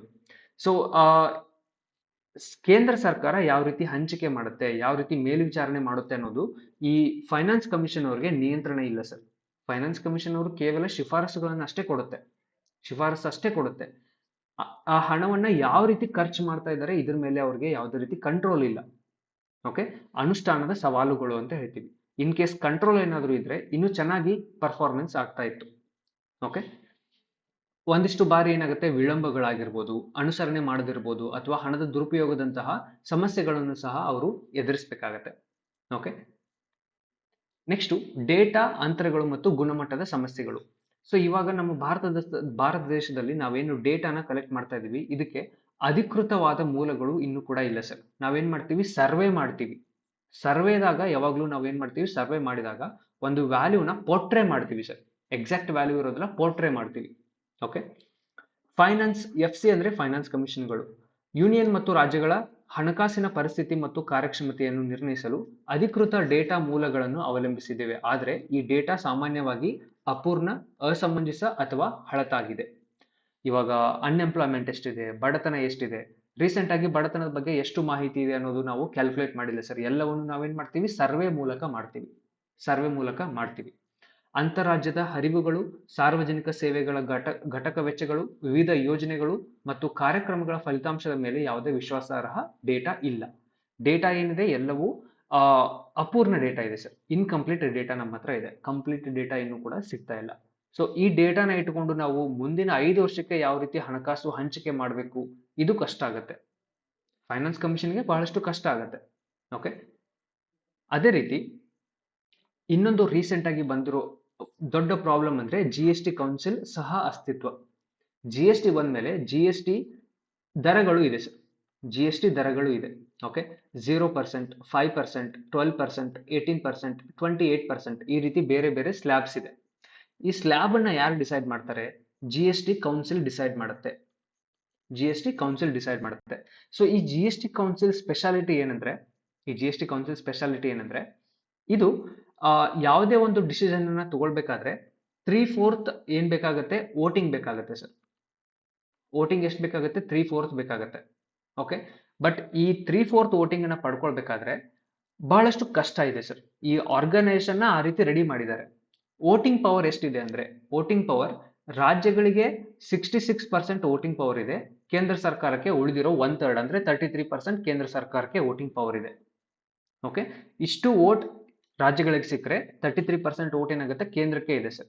ಇವಾಗ ಯಾವುದೇ ಒಂದು ವಸ್ತುವಿನ ಮೇಲೆ GST ಬೆಲೆನ ಹೆಚ್ಚಿಗೆ ಮಾಡೋದು, GST ಬೆಲೆನ ಕಡಿಮೆ ಮಾಡೋದು, ಈ ಡಿಸಿಷನ್ ಮೇಲೆ ವೋಟಿಂಗ್ ಮಾಡ್ಬೇಕಾದ್ರೆ, ಆ ವೋಟಿಂಗ್ ಮಾಡಿ ಆ ಒಂದು ಏನು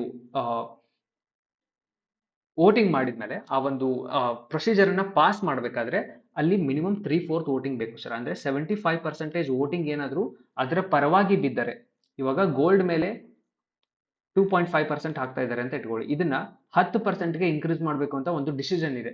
ಈ ಡಿಸಿಷನ್ ಏನಾದ್ರೂ ಪಾಸ್ ಆಗ್ಬೇಕಾದ್ರೆ ಟೋಟಲ್ ಅಲ್ಲಿ ಇರೋ ಸದಸ್ಯರಲ್ಲಿ 75 ಜನ ಇದ್ರ ಪರವಾಗಿ ವೋಟಿಂಗ್ ಅನ್ನ ಮಾಡಬೇಕು. 75 ಜನ ಇದ್ರ ಪರವಾಗಿ ವೋಟಿಂಗ್ ಮಾಡಿದಾಗ ಅದು ಪಾಸ್ ಆಗತ್ತೆ. ಬಟ್ 75% ವೋಟಿಂಗ್ ಬರ್ಬೇಕಾದ್ರೆ ಇಲ್ಲಿ ತೊಂದರೆ ಏನಿದೆ, ರಾಜ್ಯಗಳಿಗೆ 66% ಇದೆ.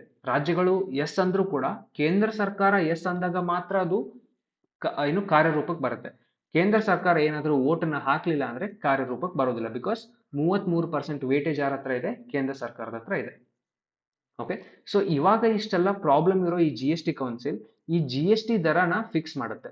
0, 5, 12, 18, 28 ಇದರಲ್ಲಿ ಏನಾದ್ರೂ GST ದರದಲ್ಲಿ ಬದಲಾವಣೆ ಮಾಡಿದ್ರೆ ಸರ್ಕಾರಕ್ಕೆ ಬರೋ ಆದಾಯದಲ್ಲೂ ಕೂಡ ಬದಲಾವಣೆ ಆಗುತ್ತೆ. ಓಕೆ. ಸರ್ಕಾರಕ್ಕೆ ಎಷ್ಟು ಟ್ಯಾಕ್ಸ್ ಬರುತ್ತೆ ಅದರಲ್ಲೂ ಕೂಡ ಬದಲಾವಣೆ ಆಗುತ್ತೆ. ಬಟ್ ಈ GST ದರವನ್ನ ಚೇಂಜ್ ಮಾಡೋ ಪವರ್ ಯಾರಿಗಿದೆ, GST ಕೌನ್ಸಿಲ್ಗಿದೆ. ಸೊ GST ಕೌನ್ಸಿಲ್ ಒಂದ್ ಕಡೆ ಆದ್ರೆ ಫೈನಾನ್ಸ್ ಕಮಿಷನ್ ಇನ್ನೊಂದ್ ಕಡೆ ಸರ್.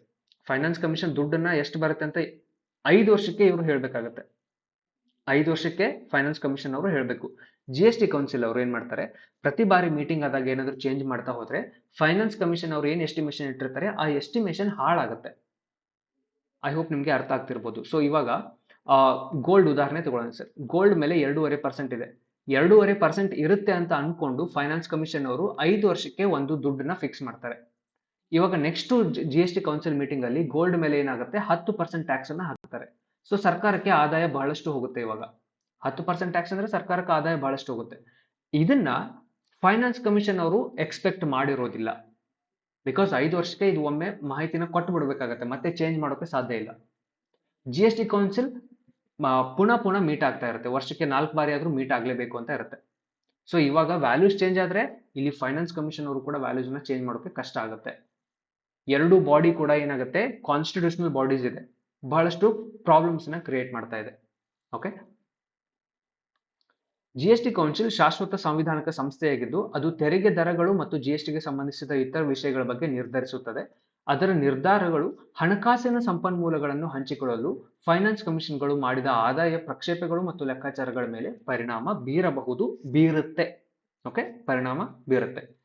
ಅಭಿವೃದ್ಧಿ ಯೋಜನೆಗಳು ಮತ್ತು ಕಲ್ಯಾಣ ಯೋಜನೆಗಳಿಗೆ ರಾಜ್ಯಗಳ ಅಗತ್ಯತೆಯೊಂದಿಗೆ ಹಣಕಾಸಿನ ಶಿಸ್ತನ್ನು ಸಮತೋಲನಗೊಳಿಸುವುದು ಕೂಡ ಬಹಳಷ್ಟು ಕಷ್ಟ ಆಗಿದೆ. ಹಣಕಾಸಿನ ಫೆಡರಲಿಸಂ, ಫಿಸ್ಕಲ್ ಫೆಡರಲಿಸಂ ಅಂತ ಹೇಳ್ತೀವಿ, ಅದು ಸವೆತ ಆಗ್ತಾ ಇದೆ. ರಾಜ್ಯದ ಹಣಕಾಸಿನ ಮೇಲೆ ಕೇಂದ್ರ ಅಧಿಕಾರದ ಅತಿಕ್ರಮಣವನ್ನು ಪರಿಹರಿಸುವುದು. ಇವಾಗ ಏನಾಗ್ತಾ ಇದೆ, ಫಿಸ್ಕಲ್ ಡೆಫಿಸಿಟ್ ಅಂತ ಬರುತ್ತೆ ಸರ್. ಇನ್ನೊಂದು ಕಾನ್ಸೆಪ್ಟ್ ಏನ್ ಸರ್, ಇವೆಲ್ಲವೂ ಒಂದೊಂದು ಟರ್ಮ್ ಏನ್ ಹೇಳ್ತಾ ಇದ್ದೀನಿ ಇವಾಗ, TFIR ಆಗಿರ್ಬೋದು, TFR, ಫಿಸ್ಕಲ್ ಡೆಫಿಸಿಟ್ ಆಗಿರ್ಬೋದು, GST ಕೌನ್ಸಿಲ್ ಆಗಿರ್ಬೋದು, ಇದ್ರ ಮೇಲೆ ಅರ್ಧ ಗಂಟೆ ವಿಡಿಯೋಸ್ ಮಾಡ್ಬೋದು. ಅಷ್ಟು ದೊಡ್ಡ ಟಾಪಿಕ್ಸ್ ಇದೆ. ಬಟ್ ಎಲ್ಲವನ್ನು ಒಂದರಲ್ಲೇ ಹೇಳೋದು ಕಷ್ಟ ಆಗುತ್ತೆ. ಅದರಿಂದ ಸ್ವಲ್ಪ ಇದರಲ್ಲಿ ಹೇಳ್ತಾ ಇದ್ದೀನಿ ಸರ್. ಒಂದು ಮನೆ ಇದೆ ಅಂತ ಇಟ್ಕೊಳ್ಳಿ, ಮನೆಗೆ 100 ರೂಪಾಯಿ ಆದಾಯ ಬರ್ತಾ ಇದೆ, ಬಟ್ ಮನೆಯಲ್ಲಿ 150 ರೂಪಾಯಿ ಖರ್ಚು ಮಾಡೋ ಸನ್ನಿವೇಶ ಬರುತ್ತೆ. ಅಂದ್ರೆ 50 ರೂಪಾಯಿನ ನಾವೇನ್ ಮಾಡ್ಬೇಕಾಗತ್ತೆ, ಸಾಲ ಮಾಡ್ಬೇಕಾಗತ್ತೆ. ಅದೇ ರೀತಿ ಸರ್ಕಾರ 100 ರೂಪಾಯಿ ಆದಾಯ ಬರ್ತಾ ಇದ್ರೆ, ಸರ್ಕಾರ 150 ರೂಪಾಯಿ ಖರ್ಚು ಮಾಡ್ತಾ ಇದ್ರೆ, ಉಳಿದಿರೋ 50 ರೂಪಾಯಿನ ನಾವೇನು ಸಾಲದ ರೂಪದಲ್ಲಿ ಪಡಿಬೇಕು. ಈ ಸಾಲವನ್ನ ನಾವೇನ್ ಹೇಳ್ತೀವಿ, ಫಿಸ್ಕಲ್ ಡೆಫಿಸಿಟ್ ಅಂತ ಹೇಳ್ತೀವಿ. ವಿತ್ತೀಯ ಕೊರತೆ, ಫಿಸ್ಕಲ್ ಡೆಫಿಸಿಟ್, ವಿತ್ತೀಯ ಕೊರತೆ.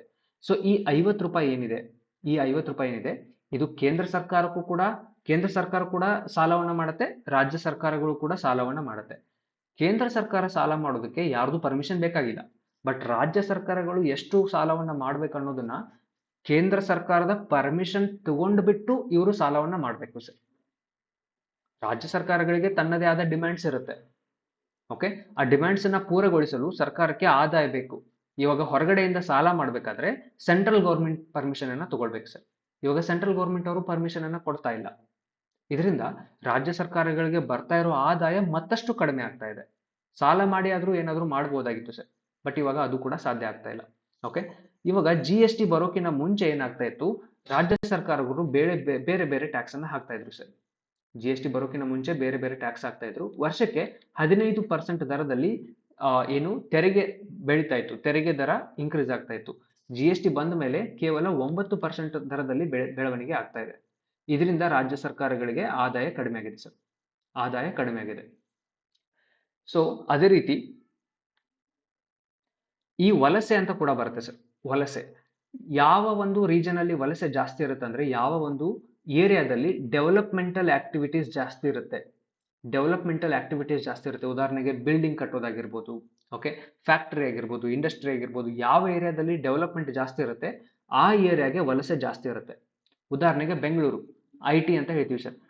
ಬೇರೆ ಬೇರೆ ರಾಜ್ಯಗಳಿಂದ ಬೆಂಗಳೂರಲ್ಲಿ IT ಸೆಕ್ಟರ್ ಅಲ್ಲಿ ವರ್ಕ್ ಮಾಡೋದಕ್ಕೆ ಬರ್ತಾರೆ, ಬಿಕಾಸ್ ಅಲ್ಲಿ ಆ ಇಂಡಸ್ಟ್ರಿ ಡೆವಲಪ್ ಆಗಿದೆ. ಓಕೆ, ಸೊ ವಲಸೆ ಏನಾಗ್ತಾ ಇದೆ, ಕರ್ನಾಟಕಕ್ಕೆ ಬರ್ತಾ ಇದೆ. ಸೊ ಭಾರತ ದೇಶದಲ್ಲಿ ಆ ರೀತಿ ಒಂದಿಷ್ಟು ರೀಜನ್ಗಳಿದೆ ಸರ್. ಕರ್ನಾಟಕ, ಮಹಾರಾಷ್ಟ್ರ, ಓಕೆ, ನಿಮ್ಗೆ ಡೆಲ್ಲಿ ಆಗಿರ್ಬೋದು, ಕೋಲ್ಕತ್ತಾ ಆಗಿರ್ಬೋದು, ಮುಂಬೈ ಆಗಿರ್ಬೋದು. ಸೊ ಈ ರೀಜನ್ ಅಲ್ಲಿ ಬಹಳಷ್ಟು ಏನಿದೆ, ವಲಸೆ ಬರ್ತಾರೆ.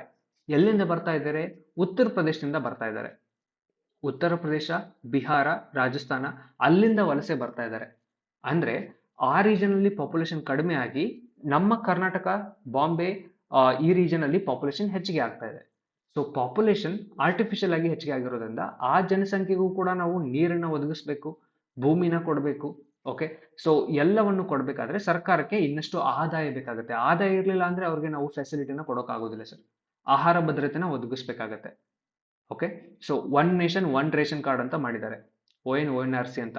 ಓಕೆ, ಸೊ ಇದನ್ನ ಮಾಡಿದ್ರು ಕೂಡ ಸರ್ಕಾರಕ್ಕೆ ಆದಾಯ ಇದ್ರೆ ಆ ವಲಸೆ ಬಂದಿರೋ ಜನರಿಗೆ ನಾವು ಆಹಾರ ಭದ್ರತೆನ ಒದಗಿಸಬಹುದು. ಇವಾಗ ಆದಾಯನೇ ಇಲ್ಲ ಅಂದ್ರೆ ಅವ್ರದ್ದು ನಾವು ಒಳ್ಳೆ ಫೆಸಿಲಿಟಿ ಕೊಡೋದಕ್ಕೆ ಇನ್ನೂ ಕೂಡ ಕಷ್ಟ ಆಗುತ್ತೆ.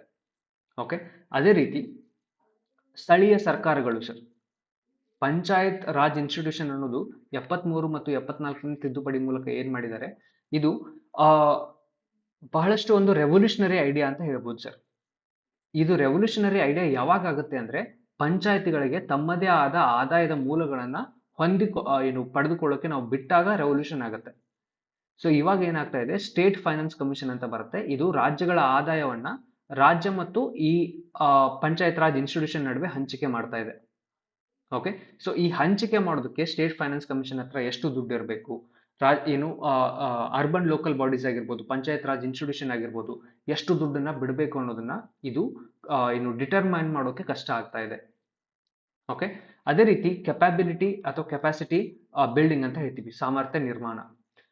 PRI ಪಂಚಾಯತ್ ರಾಜ್ ಇನ್ಸ್ಟಿಟ್ಯೂಷನ್ ಮತ್ತು ಅರ್ಬನ್ ಲೋಕಲ್ ಬಾಡೀಸ್ಗಳಿಗೆ ಕಾರ್ಯಗಳನ್ನು ವರ್ಗಾಯಿಸುವುದು ಕಷ್ಟ ಎಂದು ರಾಜ್ಯ ಸರ್ಕಾರಗಳು ಗಮನ ಸೆಳೆದಿವೆ. ಅವುಗಳು ಸಾಮಾನ್ಯವಾಗಿ ಕಡಿಮೆ ಸಾಮರ್ಥ್ಯವನ್ನು ಹೊಂದಿದೆ. ಆದಾಗ್ಯೂ ಅಂತ ಸಾಮರ್ಥ್ಯವನ್ನು ನಿರ್ಮಿಸಲು ಸಂಪನ್ಮೂಲಗಳನ್ನು ಒದಗಿಸದ ಹೊರತು ಈ ಸಂಸ್ಥೆಗಳಿಗೆ ಸಾಮರ್ಥ್ಯವನ್ನು ಬಲಪಡಿಸಲಾಗುವುದಿಲ್ಲ.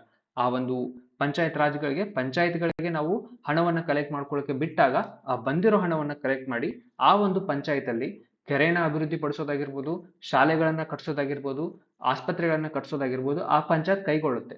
ಇವಾಗ ಆ ಪಂಚಾಯತ್ ಹತ್ರ ದುಡ್ಡೇ ಇರಲಿಲ್ಲ ಅಂದ್ರೆ ಆ ಪಂಚಾಯತ್ ಕೈ ಕಟ್ಟದಾಗತ್ತೆ, ಏನು ಅಭಿವೃದ್ಧಿ ಕಾರ್ಯಗಳು ಆಗೋದಿಲ್ಲ ಸರ್. ಓಕೆ, ಸೊ ಇಷ್ಟೆಲ್ಲ ಪ್ರಾಬ್ಲಮ್ಸ್ ಏನಿದೆ ಈ ಫೈನಾನ್ಸ್ ಕಮಿಷನ್ ಮುಂದೆ ಇದೆ. ಫೈನಾನ್ಸ್ ಕಮಿಷನ್ ಮುಂದೆ ಇಷ್ಟೆಲ್ಲ ಪ್ರಾಬ್ಲಮ್ಸ್ ಇದೆ. ಇಷ್ಟೆಲ್ಲ ಪ್ರಾಬ್ಲಮ್ಸ್ ಅನ್ನ ಅವರು ಮನಗಂಡು ಇವಾಗ ದಕ್ಷಿಣ ರಾಜ್ಯಗಳಿಗೆ ಯಾವ ರೀತಿ ದುಡ್ಡನ್ನ ಹಂಚಿಕೆ ಮಾಡ್ಬೇಕು ಅನ್ನೋದನ್ನ ಅವರು ಒಂದು ಫಾರ್ಮುಲಾ ರೆಡಿ ಮಾಡಬೇಕಾಗಿದೆ. ಓಕೆ, ಸೊ ಮುಂದೆ ದಾರಿ ಹೇಗಿರಬೇಕು? ಸೊ ಟೈಮ್ ಆಗಿದೆ ಅನ್ಕೊಳ್ತೀನಿ.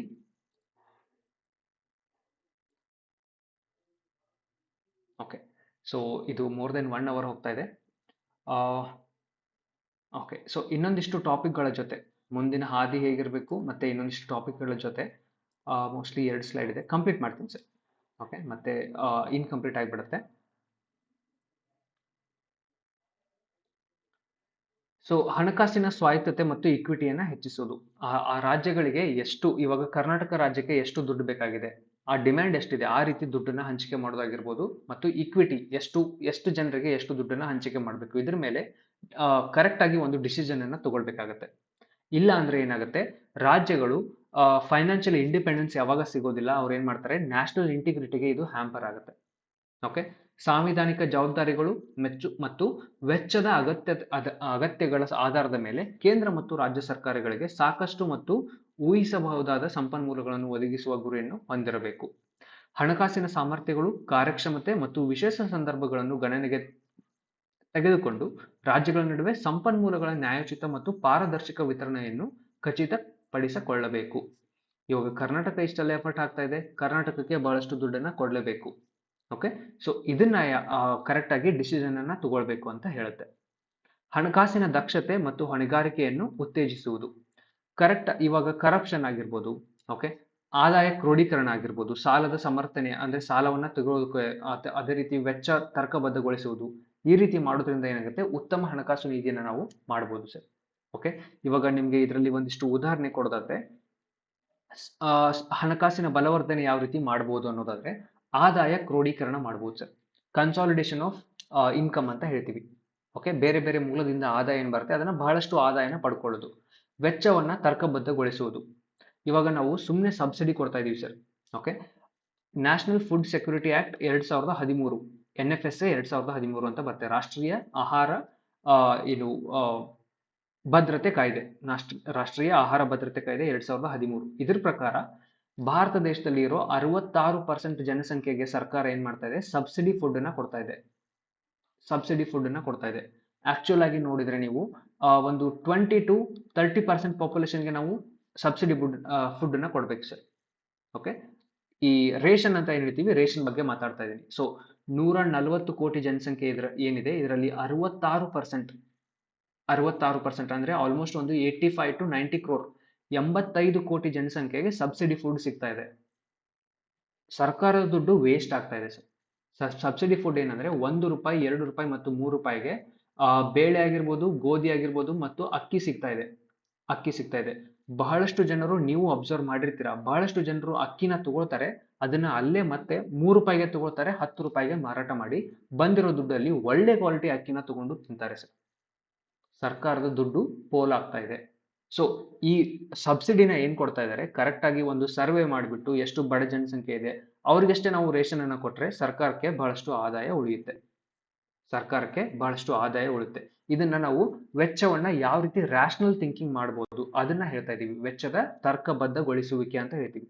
ಸೊ ಸಬ್ಸಿಡಿ ಸರ್, ಇದೇ ರೀತಿ ಎಲೆಕ್ಟ್ರಿಸಿಟಿ ಸಬ್ಸಿಡಿ ಆಗಿರ್ಬೋದು, ರೈತರಿಗೆ ಎಲೆಕ್ಟ್ರಿಸಿಟಿ ಸಬ್ಸಿಡಿ ಕೊಡ್ತೀವಿ, ಫರ್ಟಿಲೈಸರ್ ಸಬ್ಸಿಡಿ ಆಗಿರ್ಬೋದು. ಸೊ ಬೇರೆ ಬೇರೆ ಸಬ್ಸಿಡಿನ ಏನ್ ಕೊಡ್ತೀವಿ, ಅದನ್ನ ನಾವು ಕರೆಕ್ಟ್ ಆಗಿ ಐಡೆಂಟಿಫೈ ಮಾಡಬೇಕು, ಇಂಪ್ಲಿಮೆಂಟ್ ಮಾಡಬೇಕು. ಇವೆರಡು ಪ್ರಾಬ್ಲಮ್ಸ್ ಇದೆ. ಐಡೆಂಟಿಫಿಕೇಶನ್ ಮತ್ತೆ ಇಂಪ್ಲಿಮೆಂಟೇಷನ್ ಎರಡು ಪ್ರಾಬ್ಲಮ್ಸ್ ಇದೆ. ಈ ರೀತಿ ಇತ್ಯಾದಿಗಳಂತ ಉತ್ತಮ ಹಣಕಾಸಿನ ನೀತಿಗಳು ಮತ್ತು ಅಭ್ಯಾಸಗಳನ್ನು ಅಳವಡಿಸಿಕೊಳ್ಳಲು ಎಫ್ಸಿಗಳು ಕೇಂದ್ರ ಮತ್ತು ರಾಜ್ಯ ಸರ್ಕಾರಗಳನ್ನು ಪ್ರೋತ್ಸಾಹಿಸಬೇಕು. ಈ ರೀತಿ ಮಾಡಿದಾಗ ನಿಮಗೆ ಇನ್ಸೆಂಟಿವ್ ಕೊಡ್ತೀವಿ ಅಂತ ಫೈನಾನ್ಸ್ ಕಮಿಷನ್ ಹೇಳಿದ್ರೆ ಎಲ್ಲ ರಾಜ್ಯಗಳು ಮೆಜರ್ಸ್ ಅನ್ನ ತಗೊಳುತ್ತೆ, ಡೆಫಿನೆಟ್ ಆಗಿ ಮೆಜರ್ಸ್ ಅನ್ನ ತಗೊಳುತ್ತೆ. ಅದೇ ರೀತಿ ರೀಸೆಂಟ್ ಆಗಿ ಬಂದಿರೋ GST ಆಗಿರ್ಬೋದು, GST ಅನುಷ್ಠಾನಗೊಳಿಸೋದಾಗಿರ್ಬೋದು, ಇವಾಗ GST ಕೌನ್ಸಿಲ್ ಮತ್ತೆ ಫೈನಾನ್ಸ್ ಕಮಿಷನ್ ನಡುವೆ ಒಂದು ಮೀಟಿಂಗ್ ಅನ್ನು ಅರೇಂಜ್ ಮಾಡಿ ಒಂದು ಡೆಫಿನೆಟ್ ಡೈರೆಕ್ಷನ್ ಅಲ್ಲಿ ಹೋಗೋ ರೀತಿ ಒಂದು ಆಕ್ಷನ್ ಅನ್ನ ತಗೊಳ್ಬೇಕು ಸರ್. ಇಷ್ಟು ವರ್ಷಕ್ಕೆ ಇಷ್ಟು GST ನ ಇನ್ಕ್ರೀಸ್ ಮಾಡ್ತೀವಿ, ಈ ರೀತಿ ಒಂದು ಸಾಲಿಡ್ ಕಾಂಕ್ರೀಟ್ ಆಕ್ಷನ್ ಅನ್ನು ನಾವು ತಗೊಳ್ಬೇಕಾಗತ್ತೆ. COVID-19 ಸಾಂಕ್ರಾಮಿಕ ರೋಗ ಆಗಿರ್ಬೋದು, ಹವಾಮಾನ ಬದಲಾವಣೆ, ಡಿಜಿಟಲ್ ರೂಪಾಂತರ ಇತ್ಯಾದಿಗಳಿಂದ ಉಂಟಾಗುವ ಸಮಸ್ಯೆಗಳು ಮತ್ತು ಸವಾಲುಗಳನ್ನು ಅವರು ಪರಿಹರಿಸಬೇಕು. ಒಂದೊಂದು ಸಾರಿ ಏನಾಗುತ್ತೆ, ಎಲ್ ನಿನೋ ಲಾ ನಿನೋ ಎಫೆಕ್ಟ್ ಇರುತ್ತೆ ಸರ್. ಸೊ ಈ ಲಾ ನಿನ ಎಲ್ ನಿನ ಎಫೆಕ್ಟ್ ಇದ್ದಾಗ, ಓಕೆ, ಎಲ್ ನಿನೋ ಇದ್ದಾಗ ಬರಗಾಲ ಅಂತ ಹೇಳ್ತೀವಿ, ಲಾ ನಿನ ಇದ್ದಾಗ ಬಹಳಷ್ಟು ಮಳೆ ಆಗುತ್ತೆ ಅಂತ ಒಂದು ಏನ್ ಹೇಳ್ತೀವಿ ಅಸಂಪ್ಷನ್ ಅನ್ನ ಮಾಡಿದೀವಿ ಸರ್. ಸೊ ಎಲ್ ನಿನೋ ಇದ್ದಾಗ ಮಳೆ ಆಗೋದಿಲ್ಲ. ಸೊ ಅವಾಗ ಏನಾಗುತ್ತೆ, ಇದು ಯಾವ ಕಾರಣಕ್ಕೆ ಆಗ್ತಾ ಇದೆ, ಹವಾಮಾನ ಬದಲಾವಣೆಗೆ ಆಗ್ತಾ ಇದೆ. ಮಳೆ ಆಗ್ಲಿಲ್ಲ ಅಂದ್ರೆ ಬೆಳೆ ಇರೋದಿಲ್ಲ, ಬೆಳೆ ಇರೋದಿಲ್ಲ ಅಂದ್ರೆ ಸಪ್ಲೈ ಇರೋದಿಲ್ಲ. ನಮ್ಮ ದೇಶದಲ್ಲಿ ಪಾಪ್ಯುಲೇಷನ್ ಮೊದಲೇ ಜಾಸ್ತಿ ಇದೆ. ಸೊ ಪಾಪ್ಯುಲೇಷನ್ಗೆ ಆಹಾರ ಬೇಡಿಕೆ ಜಾಸ್ತಿ ಇದೆ, ಆಹಾರ ಕಡಿಮೆ ಸಪ್ಲೈ ಇದೆ, ಬೇಡಿಕೆ ಜಾಸ್ತಿ ಇದೆ, ಆಹಾರ ಕಡಿಮೆ ಇದೆ ಅಂದಾಗ ಇನ್ಫ್ಲೇಷನ್ ಆಗುತ್ತೆ. ಈ ಎಲ್ಲ ಫ್ಯಾಕ್ಟರ್ಸ್ ಗಳನ್ನ ಕನ್ಸಿಡರ್ ಮಾಡ್ಬೇಕಾಗತ್ತೆ. ಕನ್ಸಿಡರ್ ಮಾಡಿಬಿಟ್ಟು ಒಂದು ಡಿಸಿಷನ್ಗೆ ಬರಬೇಕಾಗತ್ತೆ. ಓಕೆ, ಸಾಂಸ್ಥಿಕ ಸಾಮರ್ಥ್ಯ ಮತ್ತು ವಿಶ್ವಾಸಾರ್ಹತೆಯನ್ನು ಬಲಪಡಿಸುವುದು. ಫೈನಾನ್ಸ್ ಕಮಿಷನ್ಗಳು ತಮ್ಮ ವಿಶ್ಲೇಷಣಾತ್ಮಕ ಮತ್ತು ಸಲಹಾ ಸಾಮರ್ಥ್ಯಗಳನ್ನು ಸುಧಾರಿಸಬೇಕು. ವಿಶ್ವಾಸಾರ್ಹ ಮತ್ತು ನವೀಕರಿಸಿದ ಡೇಟಾ ಮೂಲಗಳನ್ನು ಬಳಸುವುದು, ದೃಢವಾದ ಮತ್ತು ನವೀನ ವಿಧಾನಗಳನ್ನು ಅನ್ವಯಿಸುವುದು, ತಜ್ಞರು ಮತ್ತು ಮಧ್ಯಸ್ಥಗಾರರೊಂದಿಗೆ ತೊಡಗಿಗೊಳಿಸುವುದು ಇತ್ಯಾದಿ. ಈ ರೀತಿ ಬೇರೆ ಬೇರೆ ಸಜೆಷನ್ಸ್ ಅನ್ನು ಕೊಡಬಹುದು. ಅದೇ ರೀತಿ ಈ ಫೈನಾನ್ಸ್ ಕಮಿಷನ್ ಅವರು ಏನು ಸಲಹೆ ರೂಪದಲ್ಲಿ ಶಿಫಾರಸನ್ನು ಕೊಡ್ತಾ ಇದ್ದಾರೆ, ಅದನ್ನ ಕೇಂದ್ರ ಸರ್ಕಾರದ ಮೇಲೆ ಬದ್ಧತೆ ರೂಪದಲ್ಲಿ ಕೊಡೋ ರೀತಿ ಮಾಡಬೇಕಾಗತ್ತೆ. ಓಕೆ, ಅದನ್ನ ಯಾರು ಹೇಳಿದ್ದಾರೆ ಅಂದ್ರೆ PV ರಾಜಮಣ್ಣಾರ್ ಸಮಿತಿ 1971ರಲ್ಲಿ ಹೇಳಿದೆ. ಶಿಫಾರಸುಗಳನ್ನು ಪರಿಗಣಿಸಿ ಹಣಕಾಸು ಆಯೋಗವನ್ನು ಶಾಶ್ವತ ಸಂಸ್ಥೆಯಾಗಿ ಮಾಡಬೇಕು ಎಂದು ಸೂಚಿಸಿದೆ. ಸೊ ಈ ರೀತಿ ನೀವು ಫ್ಯೂಚರಿಸ್ಟಿಕ್ ಒಂದು ಏನ್ ಹೇಳ್ಬೋದು ಸೊಲ್ಯೂಷನ್ಸ್ ಅನ್ನ ಕೊಡಬಹುದು ಸರ್. ಇದು ನ್ಯಾಷನಲ್ ಇಂಟಿಗ್ರಿಟಿಗೆ ಪ್ರಾಬ್ಲಮ್ ಅನ್ನ ಮಾಡುತ್ತೆ, ನ್ಯಾಷನಲ್ ಡಿಸ್ಇಂಟಿಗ್ರೇಷನ್ ಆಗುತ್ತೆ. ಯಾವ ರಾಜ್ಯಗಳು ಎಫರ್ಟ್ ಅನ್ನ ಹಾಕ್ತಾ ಇವೆ ಆ ರಾಜ್ಯಗಳಿಗೆ ಡಿಸ್ಇನ್ಸೆಂಟಿವೈಸ್ ಮಾಡಿದಾಗುತ್ತೆ, ನಿರುತ್ಸಾಹಗೊಳಿಸಿದಾಗ ಆಗುತ್ತೆ. ಓಕೆ, ಸೊ ಸೋಷಿಯಲ್ ಡೆವಲಪ್ಮೆಂಟ್ ಕೂಡ ಹಾಳಾಗುತ್ತೆ. ಇವಾಗ ಕರ್ನಾಟಕದಲ್ಲಿ ಕಲ್ಯಾಣ ಕರ್ನಾಟಕ ಅಂತ ಇದೆ, ಅದನ್ನು ಕೂಡ ನಾವು ಡೆವಲಪ್ ಮಾಡಬೇಕು. ಕರ್ನಾಟಕ ಅಂದ್ರೆ ಓವರ್ ಆಲ್ ಕರ್ನಾಟಕ ಡೆವಲಪ್ ಆಗಿಲ್ಲ ಸರ್, ಒಂದಿಷ್ಟು ರೀಜನ್ ಅಷ್ಟೇ ಡೆವಲಪ್ ಆಗಿದೆ. ಕಲ್ಯಾಣ ಕರ್ನಾಟಕ ಇನ್ನೂ ಕೂಡ ಡೆವಲಪ್ ಆಗಿಲ್ಲ. ಅಲ್ಲಿ ಮಹಿಳೆಯರ ಎಜುಕೇಶನ್ ಇಲ್ಲ ಸರ್, ಮಕ್ಕಳಿಗೆ ಎಜುಕೇಶನ್ ಇಲ್ಲ. ಓಕೆ, ಏನು ಆರೋಗ್ಯದಲ್ಲಿ ಇನ್ನೂ ಕೂಡ ಬಹಳಷ್ಟು ತೊಂದರೆಗಳನ್ನ ಅನುಭವಿಸ್ತಿದ್ದಾರೆ. ಕೃಷಿ ಇನ್ನೂ ಡೆವಲಪ್ ಆಗಿಲ್ಲ. ಇವಾಗ ರೀಸೆಂಟ್ ಆಗಿ ಅಪ್ಪರ್ ಕೃಷ್ಣ ಪ್ರಾಜೆಕ್ಟ್ ಅಂತ ಮಾಡಿದ್ದಾರೆ, ಅದರಿಂದ ಸ್ವಲ್ಪ ಡೆವಲಪ್ ಆಗಿದೆ, ಬಟ್ ಓವರ್ ಆಲ್ ಡೆವಲಪ್ಮೆಂಟ್ ಇನ್ನೂ ಕೂಡ ಆಗಿಲ್ಲ. ಓಕೆ, ಸೊ ಈ ರೀತಿ ಇಶ್ಯೂಸ್ ಕರ್ನಾಟಕದಲ್ಲಿ ಸ್ಥಳೀಯವಾಗಿ ಒಂದಿಷ್ಟು ಇಶ್ಯೂಸ್ ಇದೆ. ಅದನ್ನ ಸಾಲ್ವ್ ಮಾಡಬೇಕಾದ್ರೆ ಕರ್ನಾಟಕ ಗವರ್ಮೆಂಟ್ಗೆ ಆದಾಯ ಬೇಕು. ಇವಾಗ GST ಬಂದಾಗಿಂದ ಆದಾಯ ಕಡಿಮೆ ಆಗಿದೆ. ಓಕೆ, ಇವಾಗ ಫೈನಾನ್ಸ್ ಕಮಿಷನ್ ಇಷ್ಟೆಲ್ಲ ಪ್ರೊಸೀಜರ್ ಮಾಡಿದ್ರು ಕೂಡ ಕರ್ನಾಟಕಕ್ಕೆ ಆದಾಯ ಕಡಿಮೆ ಸಿಗ್ತಾ ಇದೆ. ಸೊ ಇದನ್ನ ಏನ್ ಮಾಡ್ತಾ ಇದ್ದಾರೆ, ಇವಾಗ ನಮ್ಮ CM ಅವರು ಏನ್ ಮಾಡ್ತಾ ಇದ್ದಾರೆ, ಇದನ್ನ ಅವೇರ್ನೆಸ್ ಅನ್ನ ಕ್ರಿಯೇಟ್ ಮಾಡ್ತಾ ಇದ್ದಾರೆ, ಜನಗಳಿಗೆ ಅವೇರ್ನೆಸ್ ಅನ್ನ ಕ್ರಿಯೇಟ್ ಮಾಡ್ತಾ ಇದ್ದಾರೆ. ಸೊ ಇವಾಗ ಈ ಪಾಯಿಂಟ್ಗಳು ನಿಮ್ಗೆ ಅರ್ಥ ಆಗತ್ತೆ ಅನ್ಕೊಳ್ತೀನಿ.